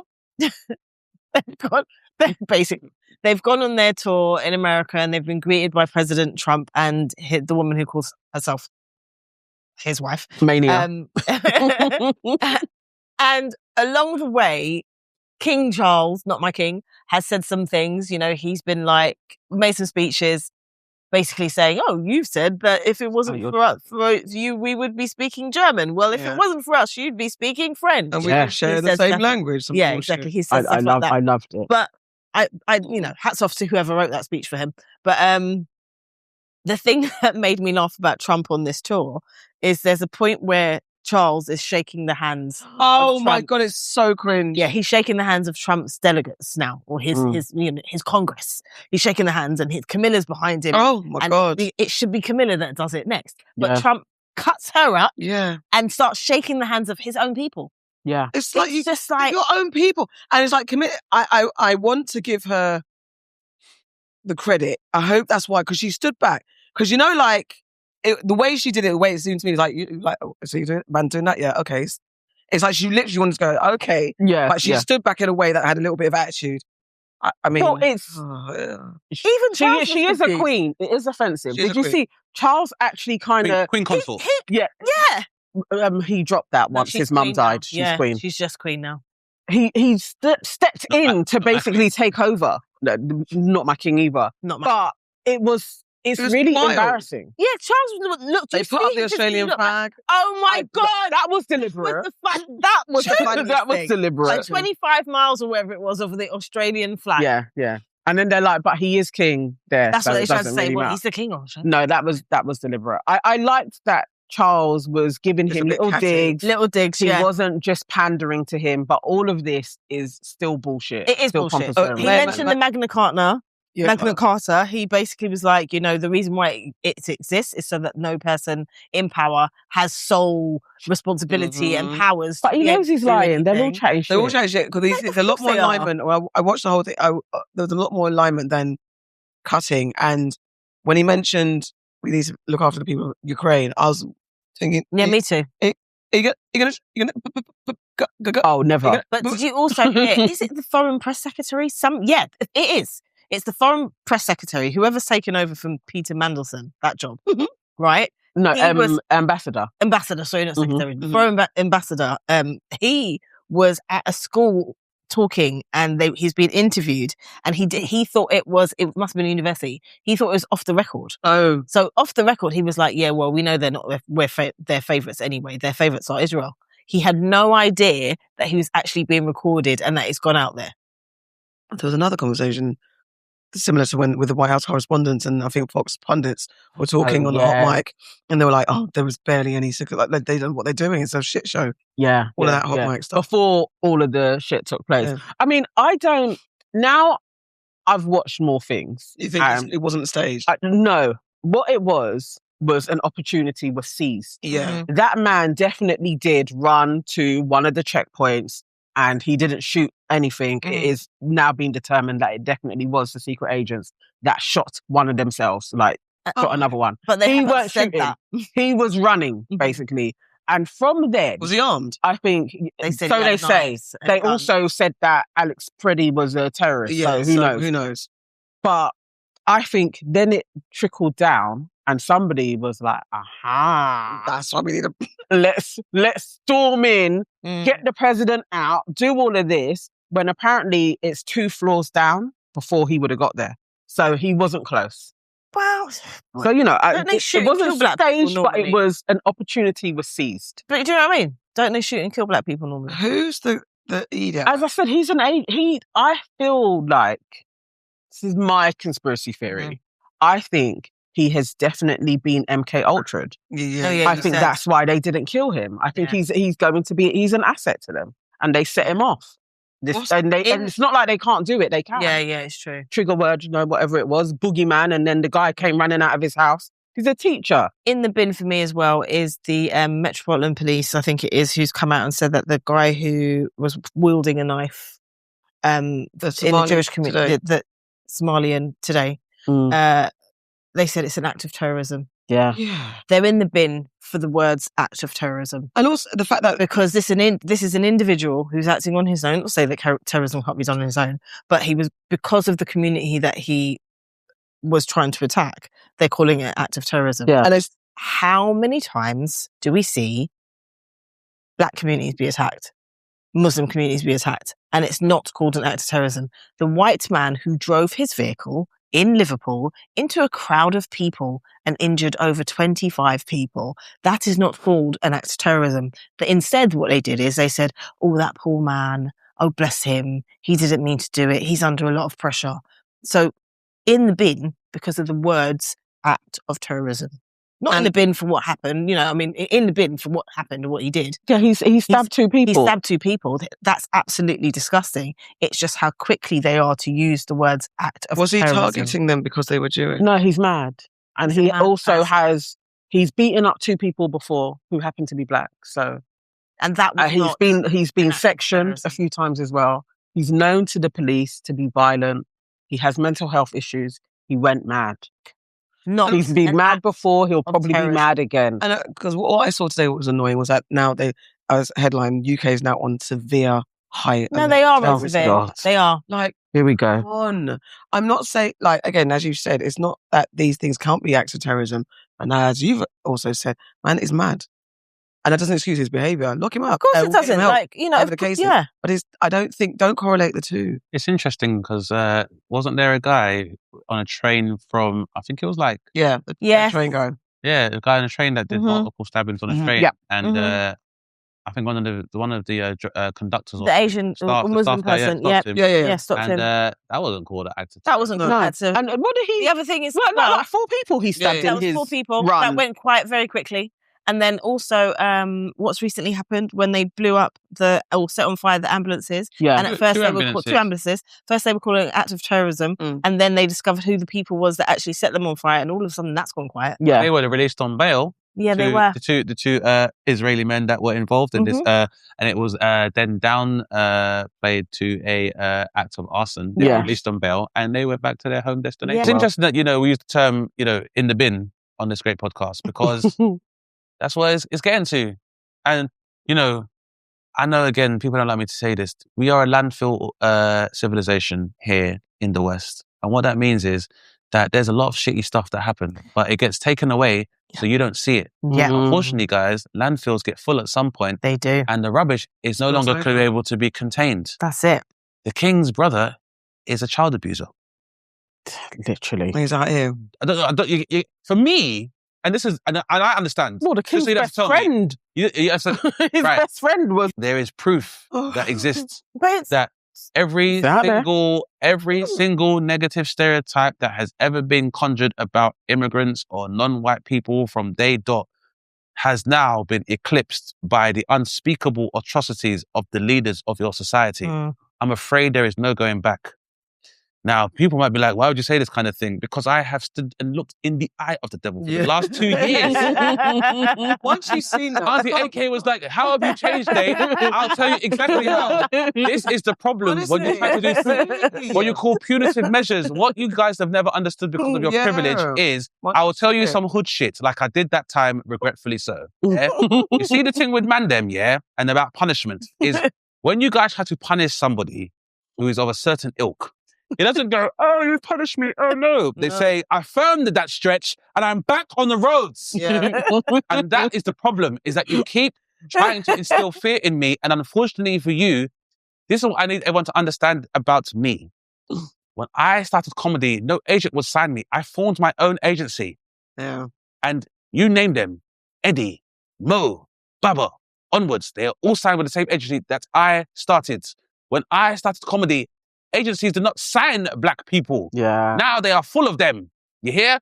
When I wrote a sitcom, there had not been a sitcom on the BBC for over 20 years. That's so today, when you see some of these people that you love in shows, the first time they was even on TV was on my show. And that even includes people like Munya Chihuahua being on TV for the first time, my show. I'm not saying I did everything, but what it means is I'm not beholden to you guys. Yeah.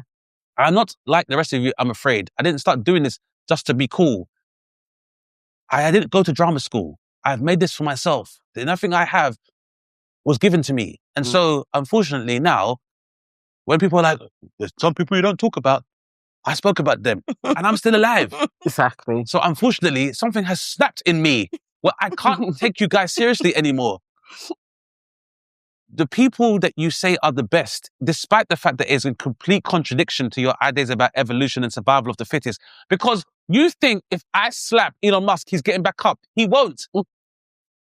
Mark Zuckerberg is not beating Auntie AK in a race. These cannot be the men that are going to lead us into a new age. That is a challenge. What do you think would happen if the head of Palantir, Peter Thiel, saw Farrah on the road? He'd have him in a headlock. And you know what happened after the headlock? He would cry. And we'd all see him crying. There would be teardrops on his shirt that would stain. These are the people you have leading your industry. You cannot go further this way, guys. And I haven't even started talking about the climatological issues you're going to be facing very, very soon. Yeah. Claire's Accessories is closed. Yeah. Oh no! Claire's Accessories is closed our business. Yeah. While I was waiting for these wonderful aunties, I read something. 38,000 jobs with the Premier Inn are about to disappear. Premier Inn too. Premier Inn. No, they're getting rid of jobs because they have restaurants there as well. Sometimes they join with a harvester. Yeah. Well, if people are on the high street or going anywhere, then they haven't got money to go anywhere. There can be no high street. Guys, I know I sound mental. I'm well aware. No, it's not even everybody in the mental. studio. But the reason why is because, unfortunately, I learned something and I can't keep it quiet in my head and I can't unlearn it. Capitalism died in 2008 with the subprime mortgage crisis. They took everything you guys owned and all of your money and they gave it away to bankers. And everything you're experiencing now is the fallout from the nuclear bomb that was austerity to your economy. They stole your money, then they stole it again. Then you made some more, and they stole more to give a woman who makes lingerie £300 million to make PPE called Michelle Moan. Yeah. You know what PPE is? It is the motherfucking opposite of lingerie. It's the opposite of lingerie. It's true. She's took 160 million and she's, I can't give it back because I'm building a house and other reasons. Imagine. 33 billion taken from you. I watched I'm a Celebrity and I saw my friend Babatunde and then I saw Matt Hancock wipe bird doo-doo off a chair and then try and eat food with his hands. As a health secretary. As a health secretary. He was replaced by Therese Coffey, who was a health secretary. Kemi Badenoch was in a studio having an interview with a mouse running behind her in the background. With 2 pieces of dry spit on the east and the west corner of her mouth. She's a millionaire. A millionaire with dry spit in her mouth. You know how hated you have to be for your makeup artist to see dry spit in your mouth and say nothing before you go on live national television. There's not going to be a Conservative Party after this. You do realise that, don't you guys? You do realise that. I don't want to tell you guys. You can't even go Dubai now. Dubai's not safe. And you're not even allowed to say it. Imagine. Yeah, they're not allowed to say. They can't talk about it. Yeah. You can go to jail. You can't The film President of the anything. United States is a billionaire who only eats McDonald's. I know 12-year-olds who don't only just eat McDonald's. Even 12-year-olds go to Nando's. Oh, good Guys, grief. I know how it sounds, but times are crazy right now, guys. If the only thing you have to look forward to in your life is Grand Theft Auto 6, you are in trouble. You are in trouble. I mean, do you feel, to everybody, do you feel like this can be stopped? Because you know all of the billionaires and they're all doing their various bunkers. And the new theory is why they have this war and they're siphoning all the money is they know that some type of catastrophe is going to happen. Or They know. They're basically doing a paradise. That's why they gave us paradise. Or so that we all know what's going to take place. Probably that people are saying 10 to 15 years, this is what's going to take place. And they're going to go wherever they're going. Moon, Mars, wherever. They're going to go. They're going to leave us here. Is it the truth? Like a film Elysium.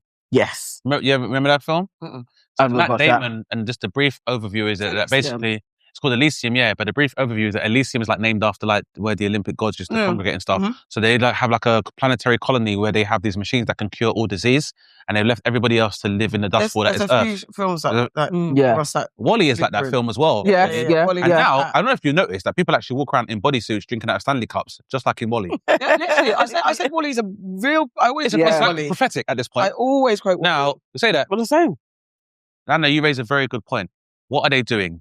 They're trying to hedge their bets.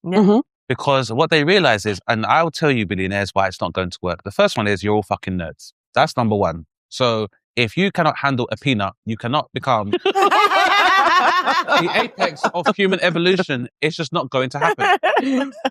The richest man in the world has a hair transplant. That means even with all the money in the world, he cannot buy the confidence he needs to be who he actually is. And all of his baby mothers hate him. And his children too. His children. And if you are the richest, not only that, he is trying to bankroll the introduction of crypto-fascism in the UK. If you are a white person, a working class white person, even if you hate me, even if you hate what I'm saying right now, if you're going to protest, don't do it for free. At least get a Tesla. At the very least. At the very least. He's got enough money to pay for all of the homes in County Durham and Newcastle. Yeah. And any of these everybody there areas. could get a cool 100 Ask yourself grand, and nobody isn't got. He isn't going to bat an eyelid. Why there's no Tesla factories where you live? Because that would be a very easy way to jumpstart the economy here that is waning. But I digress. They think that it's going to work. The problem is, guys, and it's a very simple thing, and this is again goes back to the pandemic, is that capitalism has human beings under this idea that you exist as a separate species to the rest of the world's ecosystem. True. But you are from Earth. You are carbon-based life forms that need oxygen to survive. So thinking you're going to just jump ship and thousands of years that it takes for the human body to evolve is just going to catch up while you make your way to Mars is not going to work. You know why? Over everything else, if you're going to go to another planet to try and plunder its resources, what are you going to do to sustain it? Because if you do not work out how to take care of what you have, you can't take care of something new, can you? They don't care about It's like that, Pimp My Ride. When you know in Pimp My Ride, and they would go through the cars, and they'd be like, here's a dirty nappy in the back of this car. It doesn't matter what car you spray that car or replace it with. If someone is leaving nappies in a car, you cannot change who the person is. So it doesn't matter what your environment is. If you have nature of a certain way, everything's going to turn out how it's going to turn out. These guys, to be honest with you, it seems like it's very, very bleak. But what it really comes down to is that these guys know that their time is up. And everything that they're doing now is just trying to slow down that process. Yeah. And on that note, Right. Yes, that is enough. Progress. There's a lot of stuff. A lot of enemies today. Enemies. Thank you, Dane. Thank you. Thank you. As I said, long-time listener, third-time caller. This has been the best hat trick ever. I love you guys. I love what you do. I think it's so important. I really hope that it has the effect on the rest of the community that it has on me. Just it brightens up on my day. Oh, thank you so much. I'm glad you bounced We back. appreciate Yes, it. yes. No, I appreciate you guys. Please just do continue, because I think, just to say, you know, media is one of the most powerful tools that has been used to subvert and distort and lie about our image. Yeah. And I think this process of reclaiming it, it's had such a positive effect. And this is why they're scared of you, Black women. Because by being able to come together and have the landscape of social media, to have the conversations about your collective experience, you've not just empowered yourselves, but you've empowered other women.